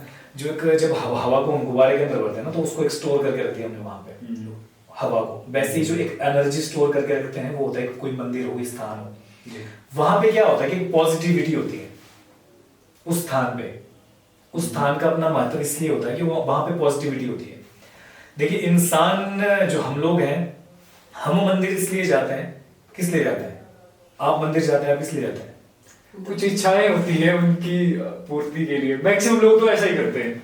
इसलिए मैक्सिमम लोग आज की डेट में इसलिए मंदिर जाते हैं कि भगवान से कुछ मांगने के लिए, कि प्रभु बस ये कर देना। और आजकल तो रिश्वत का दौर चला हुआ है कि प्रभु बस आप मेरा ये वाला काम कर देना तो मैं आपको एक बकरा चढ़ाऊंगा। वो भगवान रिश्वत लेने वाले भी हो गए आज की डेट में। जी, लोगों ने बना दिया ना ऐसा। भगवान ऐसा हो सकता है तो मेरा ये काम कर, वो भगवान क्या आपका कोई नौकर थोड़ी ना कि आप उसको बोले तो मेरा ये काम कर, मैं तो ये चीज चढ़ाऊंगा। अरे वो भगवान है, वो ईश्वर है जिसने आपको बनाया हुआ है जी, जिसने ये सृष्टि बनाई हुई है, जिसने सब कुछ बनाया हुआ है। वो चाहे तो एक क्षण में सब कुछ ले सकता है। आप कौन होते हो उसको देने वाले, है ना। रही एक स्थान की बात, तो हम किसी स्थान पे जाते हैं, वहां पे मत्था टेकने के लिए जाते हैं, कुछ मांगने के लिए जाते हैं, या मैं ये चीज कहूं कि हम कहीं पे क्यों जाते हैं, अपनी अपनी बात है। तो मैं ये चीज बोलना चाहूंगा कि मैं तो इसलिए जाता हूं कि ताकि जो मेरे अंदर की जो मन को एक शांति मिले। मैं मंदिर जाता हूं ना, मुझे एक सुकून मिलता है, जो सुकून मुझे और जगह नहीं मिलता, जो माता रानी के पास सुकून मिलता है ना। जब एक बच्चा होता है ना, रो रहा होता है, भूख लगी होती है उसको, तो माँ की जब गोद में बैठता है, उसको जो सुकून मिलता है, वो सुकून मेरे को वहां मंदिर जाके मिलता है। वो सुकून, मैं उस सुकून को पाने के लिए उस मंदिर में जाता हूँ। वहां जाके मुझे वो शांति का अनुभव होता है। और रही बात, आप जब ऐसे स्थानों में जाते हैं, आपने तीर्थ स्थलों का जिक्र किया, आपने इस तरह के स्थानों का जिक्र किया, तो क्या होता है, ऐसे स्थानों में पॉजिटिविटी होती है। तो जब आप ऐसे स्थान पे जाते हो तो वो पॉजिटिविटी आपके अंदर भी आती है। वो पॉजिटिविटी, जब आपके अंदर पॉजिटिविटी आएगी तो आप क्या करोगे, आप अच्छा काम करोगे, आप पॉजिटिव रास्ते पे जाओगे, आप सद्मार्ग पे चलोगे। ठीक है, तो आपके अंदर भी वो चीजें आएंगी। नेचुरल सी बात है। आप जिस चीज के साथ में रहोगे उस चीज का प्रभाव आपके ऊपर पड़ेगा। आप अगर पॉजिटिव लोगों के साथ में रहते हो तो आप पॉजिटिव रहोगे, आप नेगेटिव लोगों के साथ में रहते हो नेगेटिव रहोगे। वैसे ही सेम मंदिरों का भी है कि हम जब पॉजिटिविटी मंदिर में जाके मिलती है, जब मंदिरों के साथ जुड़ते हैं, तो वहां जाकर आप सुबह जाओ मंदिर में मत्था टेको, पूरे दिन भर आपके अंदर पॉजिटिविटी रहेगी। आप किसी गलत रास्ते पे नहीं जाओगे। वो पॉजिटिविटी, वो देवते का आशीर्वाद आपके साथ में रहेगा, वो चीज होती है। ठीक है सर। सर जब हम बात करें ना मंदिर जाने की, तो आपको क्या लगता है जो आज का यूथ है वो किस तरह से देख रहा है इस चीज को? क्योंकि मैक्सिमम ऐसा हो गया है कि हम मंदिर तो जाते हैं चाहे जो सोच के जा रहे हैं, पहले तो हमारे कैमरे ऑन हो जाते हैं, भाई फोटो लेना ये वो, तो कहीं ना कहीं ये चीजें आपको लुप्त होती दिखाई दे रही है। मतलब क्या लग रहा है आपको, देखिए ये गायब हो जाएगी या फिर बढ़ रही है? भविष्य क्या है इस चीज का, जो आज का चला है सिनेरियो उस हिसाब से? देखिए मंदिर जाना नहीं जाना की बात तो आ जाती है बचपन से ही, कि जिस तरह के संस्कार हमारे होंगे हम उसी तरह से इन चीजों के साथ में जुड़ते हैं, है ना। बचपन से हमारे संस्कार ऐसे होंगे कि हम लोग मंदिर जा रहे हैं, देवता के साथ में जुड़े हैं, ठीक है, तो वैसे ही हम लोग करेंगे, उस चीज को फॉलो करेंगे। वो चीज तो बचपन से ही सिखाई जाती है ना। पेरेंट्स बोलेंगे कि जी अभी फलानी जगह देवड़ी है, या आज फलानी जगह तो चला जा, बच्चों को भेजते हैं घरों से, या बचपन से ही बताएंगे यहाँ पे मत्था टेकना है, यहाँ मंदिर जाना है, या ये करना है, इस तरह से पूजा करनी है। अदरवाइज बच्चे को क्या पता होता है कि पूजा कैसे करनी है, ये धूप जलाना है, कैसे घुमाना है, सब कुछ तो पेरेंट्स बताते हैं। तो बचपन से जैसे संस्कार हमारे पड़े होते हैं उसी तरीके से वो सब चीजें होती है। और नेक्स्ट रही आज की जनरेशन की बात, आप लोग कर रहे हैं कि आप मंदिर जाते हैं या मंदिर में जाकर के हमारे जो है वो कैमरे ऑन हो जाते हैं, जैसे कि आपने कहा, है ना। लोग जाते इसलिए कि हम रील्स बनाए जाके, है ना, एक दो चार फोटो खींच लिए, वो वाली चीज अंदर से नहीं आती कि हम जाए वहां थोड़ी देर बैठे सुकून से। मंदिर एक्चुअली किस लिए थे? मंदिरों का जब निर्माण पहले हुआ वो किस लिए हुआ? आप वहां जाएं, पूजा पाठ करें, थोड़ी देर बैठ करके ध्यान करें, मेडिटेशन करें, उस ईश्वर को जानने की कोशिश करें, क्योंकि वहां पे एक पॉजिटिव एनर्जी भी है, ठीक है, शांति सुकून है। आप जब बैठते हैं उस भगवान का ध्यान करते हैं, वो सब चीजें तो लुप्त हो चुकी हैं, उन सब चीजों को बताने वाला भी कोई नहीं है जी है ना। कभी किसी ने बताया कि मंदिर में जाना, आज क्या बोलते हैं, मंदिर जाओ, धूप-धाप घुमाओ, पूजा करो, जल्दी लगे हो, फटाफट भागे आ जाओ। कभी किसी ने ये नहीं बोला कि बैठ के वहां 10 मिनट जरा भगवान का ध्यान करना। भगवान का 10 मिनट ध्यान करने के बाद देखना कि आपको सुकून कितना आता है, शांति कितनी आती है, ना कि वहां जाकर के फोटो फाटो खींचे, वीडियो बना दी और हम आ गए। और रही मैं भी इस चीज को मानता हूँ कि कुछ चीजें हैं जो हमारे देवताओं की ऐसी हैं जो कि लुप्त रहे, वो अच्छी है। देव प्रथा की अगर बात करते हैं, बहुत सारी चीजें ऐसी होती है, वो ऑन कैमरा नहीं होनी चाहिए, है ना। कुछ चीजें उनको आप गुप्त रखिए, उसको ढिंढोरा पीटने की जरूरत आपको लोगों के सामने नहीं है, क्योंकि ये हमारी अपनी प्रथा है। अब जो बाहर के लोग हैं वो थोड़ी ना इस चीज को मानते हैं। अब यहाँ हम मानते हैं कि जी गुरु को खेल आ रही है, वो बोल रहे हैं, हम मानते हैं कि उसमें सच है, वो बोल रहे हैं, देवता उसके अंदर आए। अब कोई दिल्ली बॉम्बे का आदमी होगा या किसी फॉरेन का आदमी होगा, वो थोड़ी ना इन चीजों को मानेगा, उसके लिए तो पता नहीं क्या हो रहा है ये सब चीजें।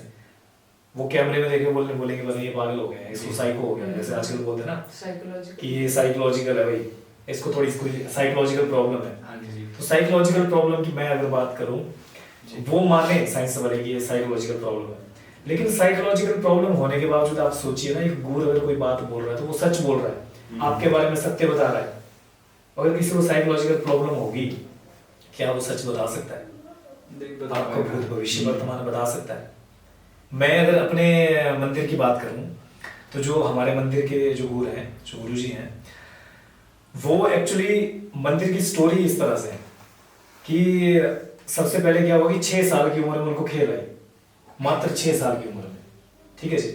और फैमिली बैकग्राउंड उनका इस तरह का है कि देवी देवताओं को मानने वाले कोई भी नहीं है। उनके जो फादर हैं वो एसएसबी में होते थे, उनके जो ताऊजी हैं वो फूड सप्लाई इंस्पेक्टर होते थे। फैमिली बैकग्राउंड इस तरह का है कि सबके सब जॉब वाले, जो एक बड़े ताऊजी हैं वो भी एसएसबी में होते थे, इंस्पेक्टर। तो फैमिली बैकग्राउंड इस तरह का था, देवी देवताओं को मानने वाले तो थे ही नहीं, है ना। और बेसिकली जो उनके पूर्वज हैं वो आज से 200 साल पहले नेपाल से आए थे, है ना जी। और उनके जो दादाजी हैं वो जिस समय हिमाचल पंजाब का हिस्सा था, उस समय पुलिस में होते थे जी। और उसके बाद उस फैमिली बैकग्राउंड से इस चीज में आना कि उनको खेल आ रही है जी। घर वालों ने सोचा कि इसको कोई प्रॉब्लम है, डॉक्टरों के पास दिखाया या किसी के पास दिखाया, ऐसी बहुत सारी स्टोरीज उनके साथ में हुई है। क्योंकि अगर कुछ ऐसा वैसा हो रहा है छोटे से बच्चे को, तो क्या हो रहा है, क्यों हो रहा है, बिल्कुल। और वो परिचित भी नहीं थे इस चीज से, बिल्कुल भी नहीं। उन लोगों के लिए तो नई चीज थी नहीं ये सब चीजें कि क्या हो रहा है, कैसे हो रहा है भी, है ना। तो बचपन से उनकी इस तरह से आस्था है।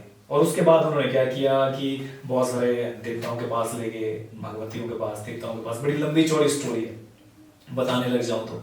एक बार मणिकर्ण ले गए, उनकी जो ताई जी वो मणिकर्ण से हैं, नैना माता के जो गुरु है मणिकर्ण वाले माता के, वो उनके ताई के बड़े भाई हैं। गोज नाम की जगह में वहां पे ले गए, एक और गुरु थे वहां पे, तो बोला कि इसको कोई प्रॉब्लम है भाई, ऐसा देखो इसका ठीक करो। तो उनको खेल आ गई, तो वो ऐसे होता है कि हंसने लगे कि बच्चा जैसे लग गया खेलने।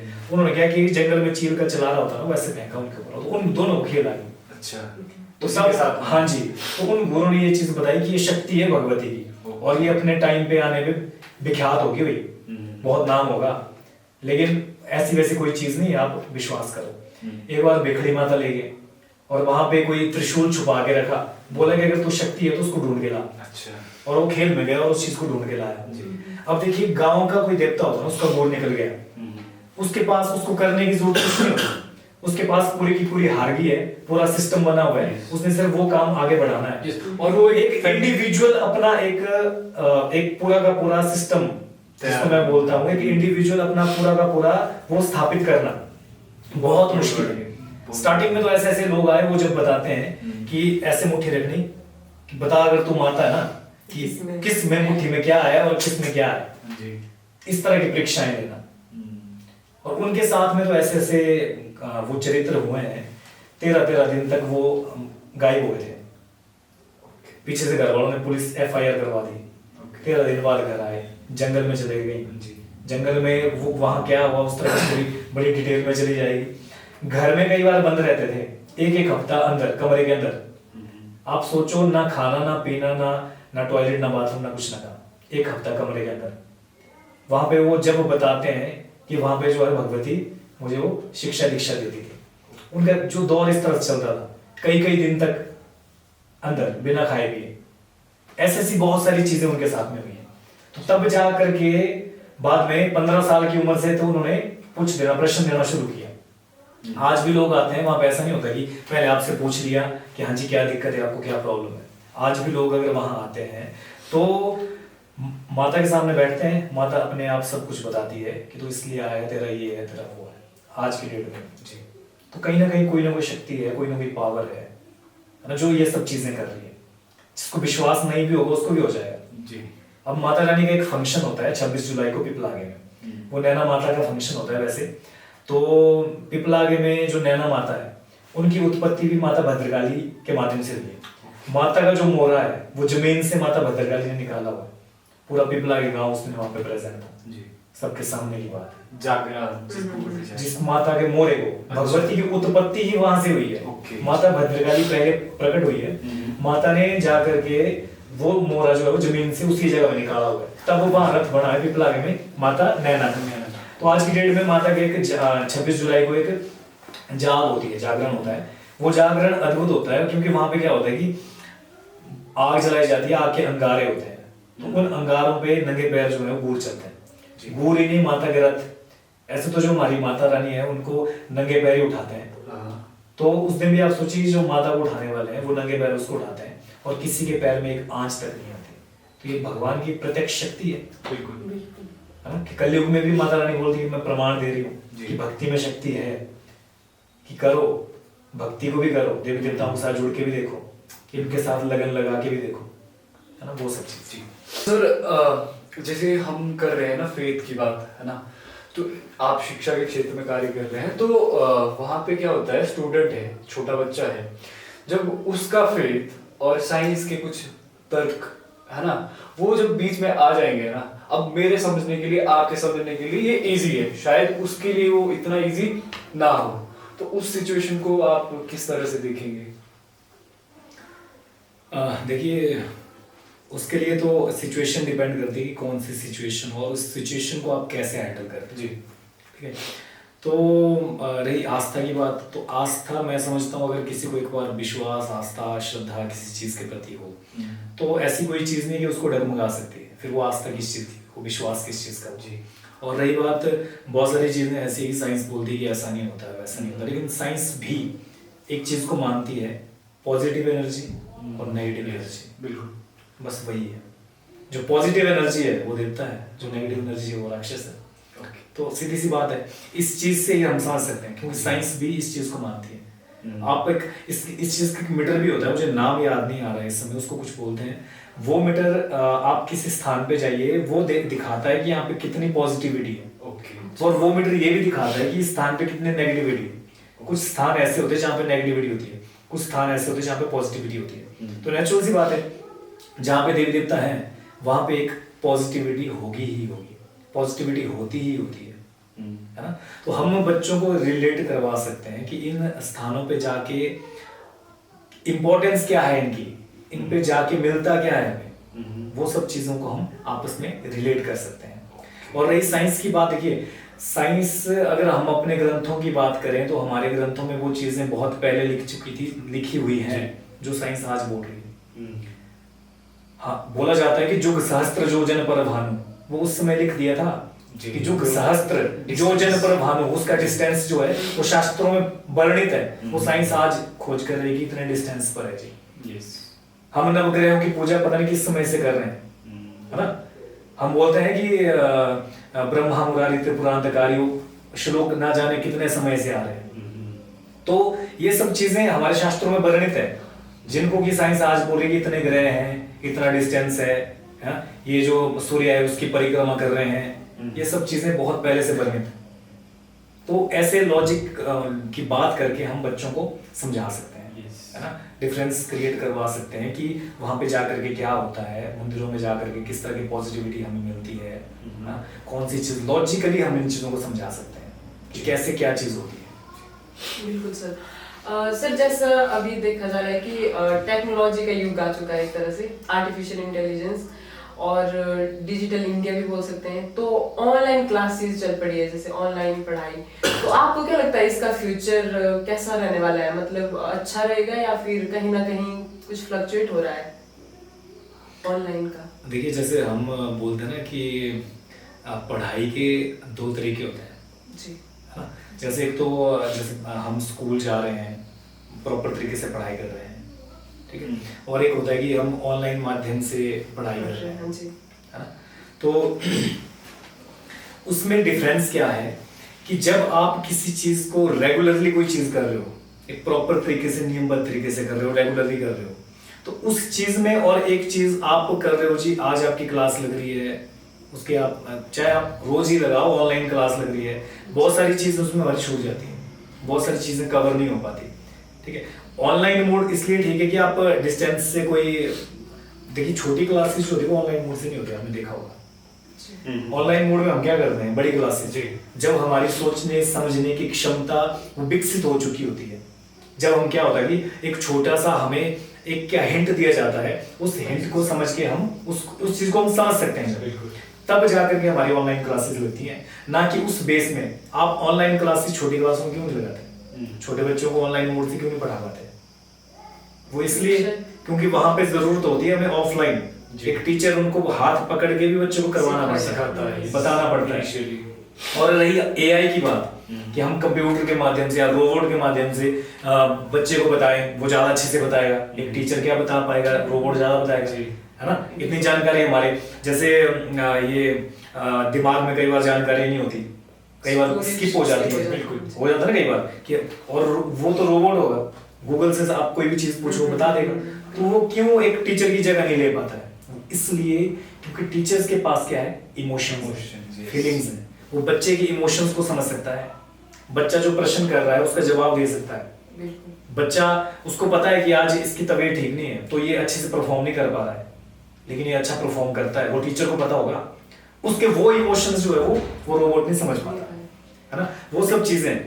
हाँ, बड़ी क्लासेस के लिए ऑनलाइन मोड अच्छी चीज है, आप अलग अलग चीजें सीख सकते हो ऑनलाइन मोड से, आप डिस्टेंस एजुकेशन ले रहे हो, अच्छी बात है, आपकी एक डिग्री डिप्लोमा भी हो रहा है साथ में, आप घर बैठे आप उस चीज का फायदा ले रहे हो, टेक्नोलॉजी का आप उस चीज का फायदा ले रहे हो। अदरवाइज आपको क्या होता है कि जैसे डिस्टेंस से हम क्लासेस लगाते, शिमला जाना पड़ता, वहां जाके क्लासेस लगानी पड़ती, अब जाओ वहां रहो जा करके, तो आपको एक बेनिफिट मिल रहा है, उस चीज का फायदा मिल रहा है कि आप घर बैठे अपना फोन निकाल दिया, गूगल मीट पे आपकी क्लासेस हो रही हैं, है ना, तो बैठे बैठे आपके काम भी हो रहे हैं, तो आप अपनी क्लासेस भी लगा रहे हो।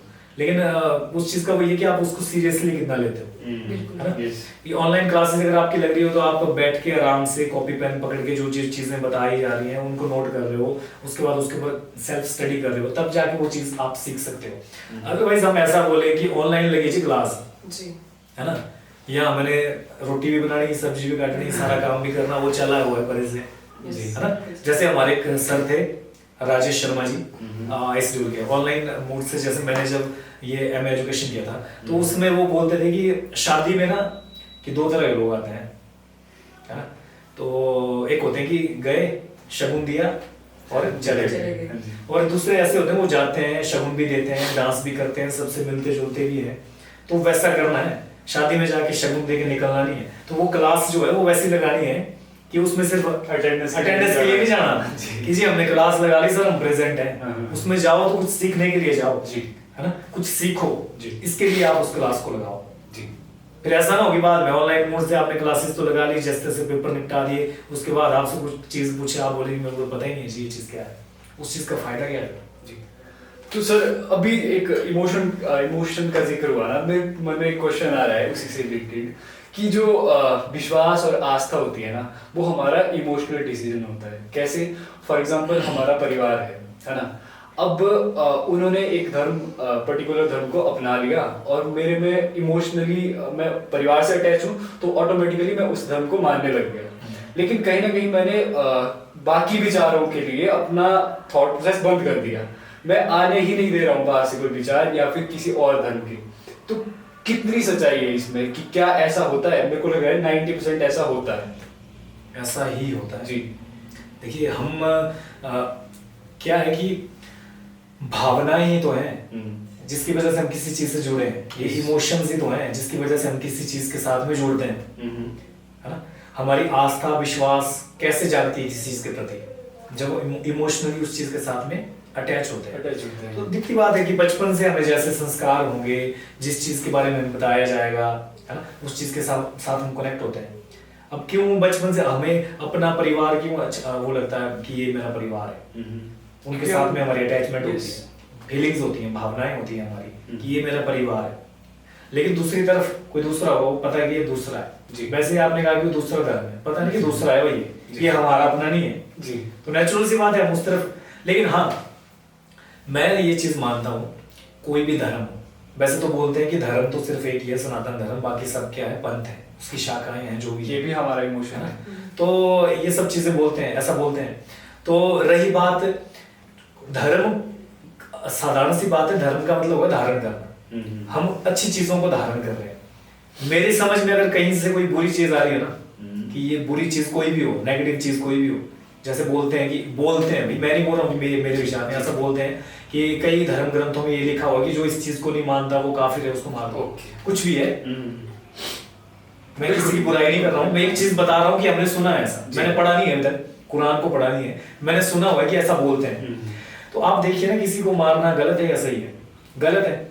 तो किसी को मारना या कोई भी नेगेटिव चीज अगर कहीं पे आ रही है तो समझो कि वो धर्म नहीं है, वो धर्म हो ही नहीं सकता है। धर्म क्या है?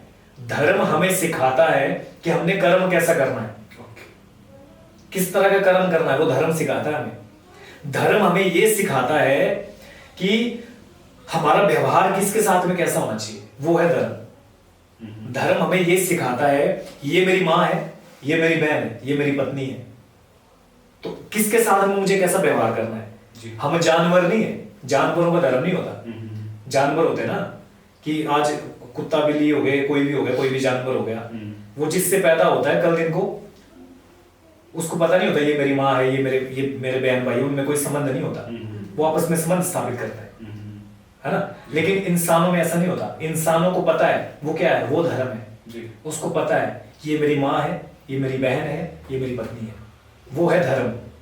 तो वो हमें सिखाता है कि कर्म कैसा करना है, एक रास्ता बताता है धर्म हमें।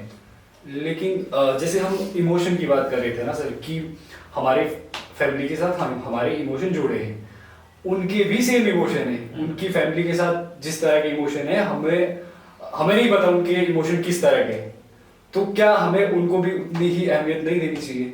देखिए, हम जो मानते हैं, हम ये मानते हैं कि वसुधैव कुटुंबकम, ठीक है, ये और कोई नहीं मानते हैं, बाकी तो बोलते हैं कि ये काफिर है। लेकिन हम क्या मानते हैं? हम बोलते हैं वसुधैव कुटुंबकम, परिवार है, कि पूरा विश्व एक परिवार है। हम तो ये भी कहते हैं कि सर्वस्य चाहम हृदय सन्निविष्टा, कि सबके अंदर भगवान विराजमान है। जब ये भावना आपके अंदर आ गई ना, तो आपका कोई दुश्मन हो सकता है? ये जब भावना आपके अंदर आ गई कि सब के सब जो है, वैसी ही आत्मा परमात्मा का अंश वो भी है, वो भी सब मेरे भाई बहन है, जैसा खून मेरे पास है वैसे उसके पास है। उसके खून का रंग हरा नहीं होगा, सबके खून का रंग लाल है। सबका खून बनाने वाला वो एक ही है। ये हो सकता है कि उसके नाम अलग अलग है, कोई उसको अल्लाह बोलता है, कोई ईश्वर बोलता है, कोई गॉड बोलता है, नाम अलग अलग है। पानी है, पानी को वाटर भी बोलता है, पानी भी बोलता है, लेकिन है तो पानी ही ना। वैसे वो ईश्वर है, वो मानने का तरीका सबका अलग अलग है। हाँ, इसमें ये नहीं होना चाहिए, हमारा आपस में बैर नहीं होना चाहिए, है ना, भेदभाव नहीं होना चाहिए, आपस में लड़ाई झगड़ा नहीं होना चाहिए।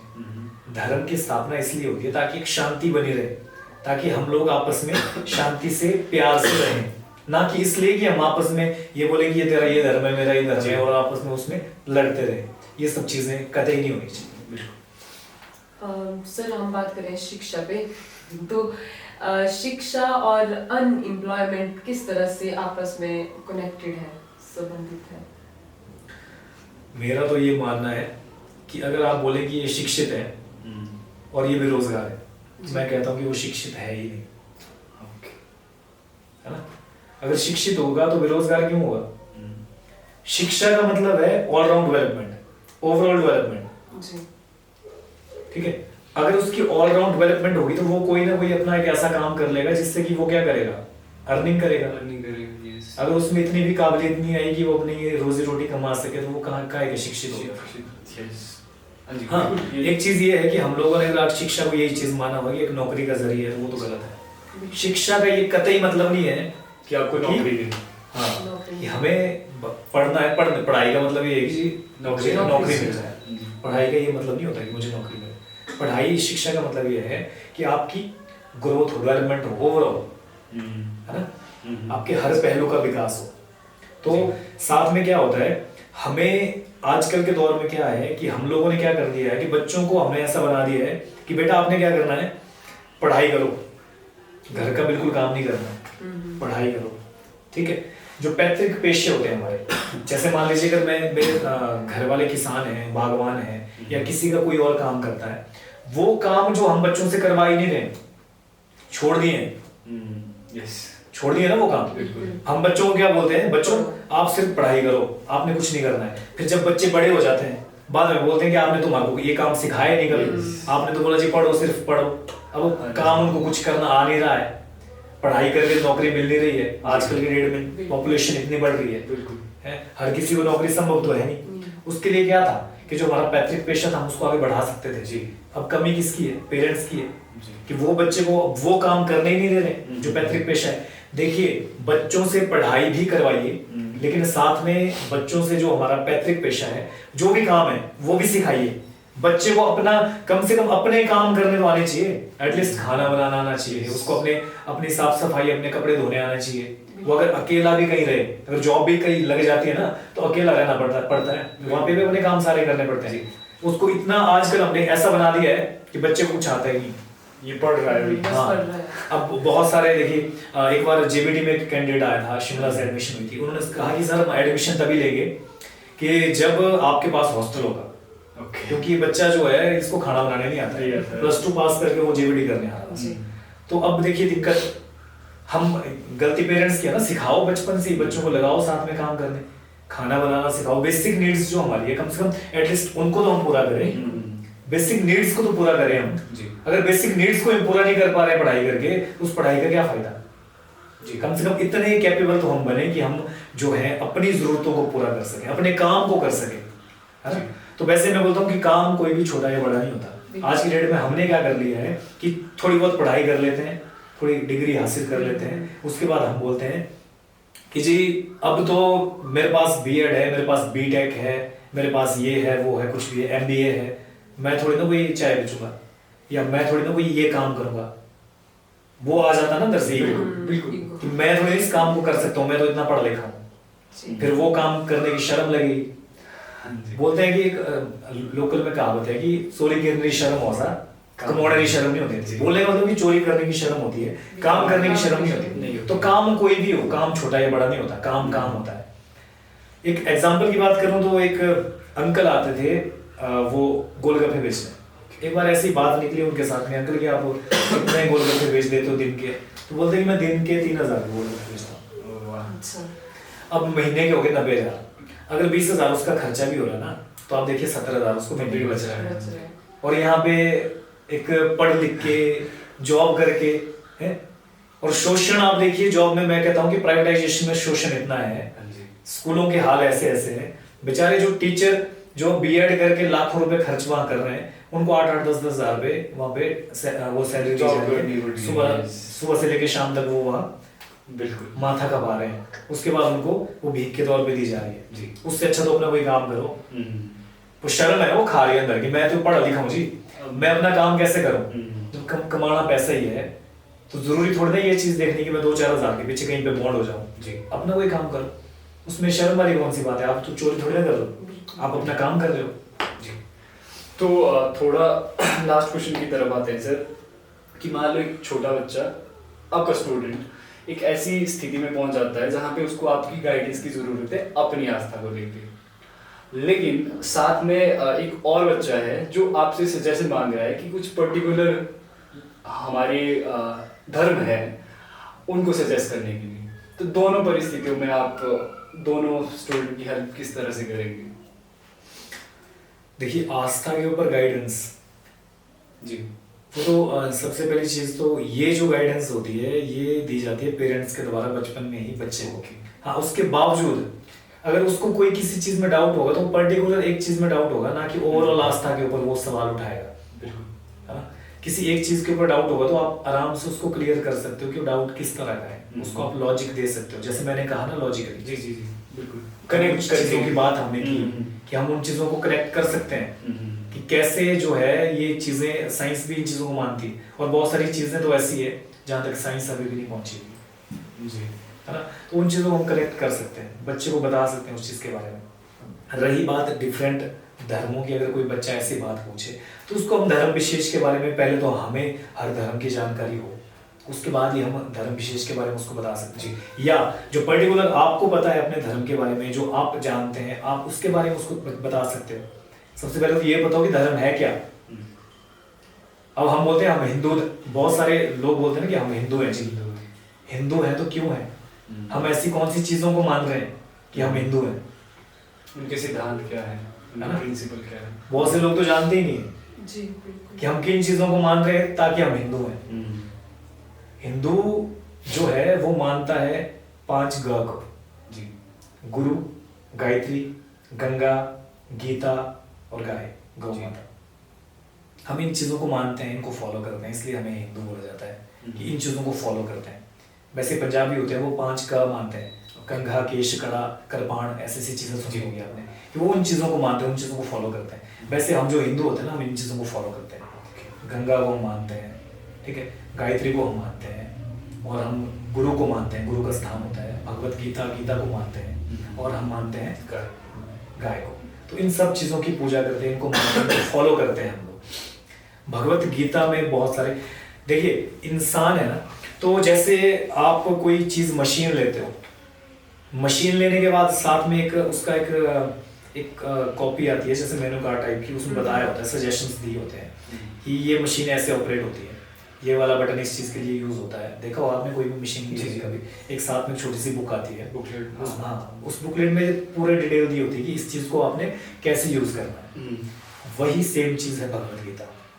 भगवत गीता में ये चीज है कि जो इंसान है, मनुष्य जन्म हमें मिला हुआ है, उसको हमने कैसे चलाना है, किस तरह से चलाना है, ठीक है। हम उसको, उसकी जो उस बुक है उसको पढ़े बिना ही अपने जीवन को चलाया जा रहे हैं। फिर क्या है, कहीं धक्के खा रहे हैं, कभी गलती से रिवर्स का बटन दबा रहे हैं, कभी फलाना बटन दबा रहे हैं, तो घूमे जा रहे हैं, दुनिया के चक्कर में घूमे जा रहे हैं। कभी ये बटन दब रहा है, जाना हमने सीधे था, है ना, उस मशीन को हमें सीधे चलाना था, लेकिन बटन दबा दिया उल्टा, तो मशीन चल पड़ी उल्टी, पता है नहीं कौन सा बटन दबाना है। तो वो चीज कौन बताएगा? वो चीज, वो मार्गदर्शन करेगी भगवत गीता। तो जब भी समय लगे तो इन ग्रंथों को भी पढ़िए, टाइम निकालिए इन चीजों के लिए कि उसमें क्या लिखा हुआ है। आपके कभी प्रश्नों का उत्तर आपको ना मिले, आप कभी उलझ जाएं, तो भगवान ने वो ग्रंथ हमें दिया हुआ है जी, बहुत सारी चीजें उसमें बताई गई है। वो एक आधी बार पढ़ के समझ नहीं आएगा, उसको पढ़ो, है ना। मुझे भी जब समय लगता है तो मैं पढ़ता हूँ, लेकिन अभी भी इतना नहीं पढ़ पाया हूँ तो इस चीज को समझ पाऊँ, तो थोड़ा बहुत कर लेते हैं। तो उन चीजों को करें, वो इसलिए बताया गया है ताकि हम अपने जीवन को उसके हिसाब से चलाएं, अपने जीवन को उस तरीके से हम चलाएं। वो भगवत गीता इसलिए हमें दी गई है जी। आपको कुछ और बोलना है? कंक्लूड कर रहा हूं मैं। नहीं, आप लोगों देखो कुछ पूछना है पूछ लो, बाकी मेरा कुछ पूछना तो नहीं, मैंने एक चीज पूछनी थी आपसे कि आप बता रहे थे कि जैसे खेल आती है, स्पेसिफिक पर्सन को चूज किया माता ने, ठीक है, वो स्पेसिफिक पर्सन किस बेस पे चूज करते हैं? क्योंकि बहुत सारे थे, उन्हीं को क्यों चूज किया? या उनके पिछले कर्म है, या फिर किस वजह से? इस पे आपको क्या लगता है? देखिए, सब बातें आ जाती है हमारे कर्मों के ऊपर जी, कर्मों के ऊपर भी बातें आती है कि आपका जैसा कर्म रहा होगा उस हिसाब से ही भगवान आपको चूज करेंगे, कर्मों के हिसाब से। किसी ऐसे को चूज नहीं किया जाता इस जगह में। जब मुझे चूज किया था माता रानी ने पुजारी के रूप में, तो माता ने एक चीज कही थी कि दुनिया में इतने लोग हैं, लाखों करोड़ों लोग हैं, मैंने सिर्फ तुझे ढूंढा। तो वो एक एग्जाम्पल और दिया था माता ने कि जब चावल पकते हैं ना, तो सारे के सारे चावलों को नहीं देखा जाता, सिर्फ एक दाना उठा के देखा जाता है कि चावल पक गए या नहीं पके हुए। तो वैसे ही मैंने हजारों की भीड़ में, लाखों की भीड़ में, करोड़ों की भीड़ में तुझे छाटा हुआ है, ताकि क्योंकि तेरे अंदर कुछ ऐसी चीज है या फिर तेरे जो है पूर्व जन्मों के संबंध या कर्म जो इस तरह के जो मेरे साथ जुड़े हुए हैं, तो मैं इसलिए जुड़ा हूँ। अदरवाइज कहाँ मेरा घर हुरला में, कहाँ माता का मंदिर तेरुबेड़ में जी। तो इतनी दूर का डिस्टेंस, वहां जाकर की सेवा कर रहा हूँ, तो पूर्व जन्म के कोई कर्म होंगे कि मैं मुझे वहां जुड़ना था। रही आपने की गुरुओं की बात कि उनको क्यों चुना जाता है, आज की डेट में तो देखिए कुछ ऐसा भी चल पड़ा है कि इसकी खानदानी रीजन हाँ, बिल्कुल। मैक्सिमम यही होता है, आगे निकालते हैं, उसका बेटा हो गया या पोता हो गया, या बहुत रेयर होता है कि कोई अलग निकल जाए, वो हो गया। रही हमारी जो बात है, जो माता रानी की वहां की बात है, उनका तो मैंने आपको बताया ना कि फैमिली बैकग्राउंड कोई इस तरह का था ही नहीं। फिर भी वो तो डॉक्टर्स के पास ले जा रहे हैं दिखाने के लिए, साइकियाट्रिस्ट के पास ले जा रहे हैं जी। कभी किसके पास ले जा रहे हैं, पूछने इसको है क्या, दिक्कत क्या है, कि भाई उनको तो लगता था, वो बचपन में बोलते हैं कि मारते थे उनको, वो इसलिए मारते थे, वो बोलते थे ये पढ़ाई से ना मन चुरा रहा है, अच्छा, इसलिए ये सब चीजें कर रहा है। बिल्कुल। अब घर वाले सारे के सारे अच्छी खासी जॉब में, अब बेटा आगे ये चीज कर रहा, तो उनको लग रहा है कि ये क्या कर रहा है, ये पढ़ाई से जी चुरा रहा है, इसलिए ये सब ड्रामे कर रहा है। लेकिन वो क्या था, भगवती की कृपा उस विशेष इंसान पे होनी थी। उनके जो पूर्व जन्मों के कर्म इस तरह के थे कि माता रानी ने उनको चुना, अदरवाइज उनका तो फैमिली बैकग्राउंड इस तरह का नहीं था। तो मैं तो ये चीज मानता हूं कि इसमें हमारे जो पूर्व जन्मों के कर्म हैं वो होते हैं, कर्मों के हिसाब से हमें फल मिलता है, उसके हिसाब से ही जो ईश्वर है उस इंसान को चुनता है। जी सर, कंक्लूड कर रहा हूँ आपकी बातों को कि हम लोग जो भी कुछ आस्था रखते हैं ना, उसको इस तरह से रखें कि उसके पीछे कोई लॉजिक हो, उसके पीछे कोई प्रत्यक्ष प्रमाण हो, वैसे ही चीजों को ना चले जिस तरह से हम चलते हैं। धन्यवाद सर हमारे साथ थैंक यू आने के लिए और अपना कीमती समय देने के लिए। हमसे जुड़ने के लिए आप हमें फॉलो करें फेसबुक पर, इंस्टाग्राम पर और यूट्यूब पर। धन्यवाद।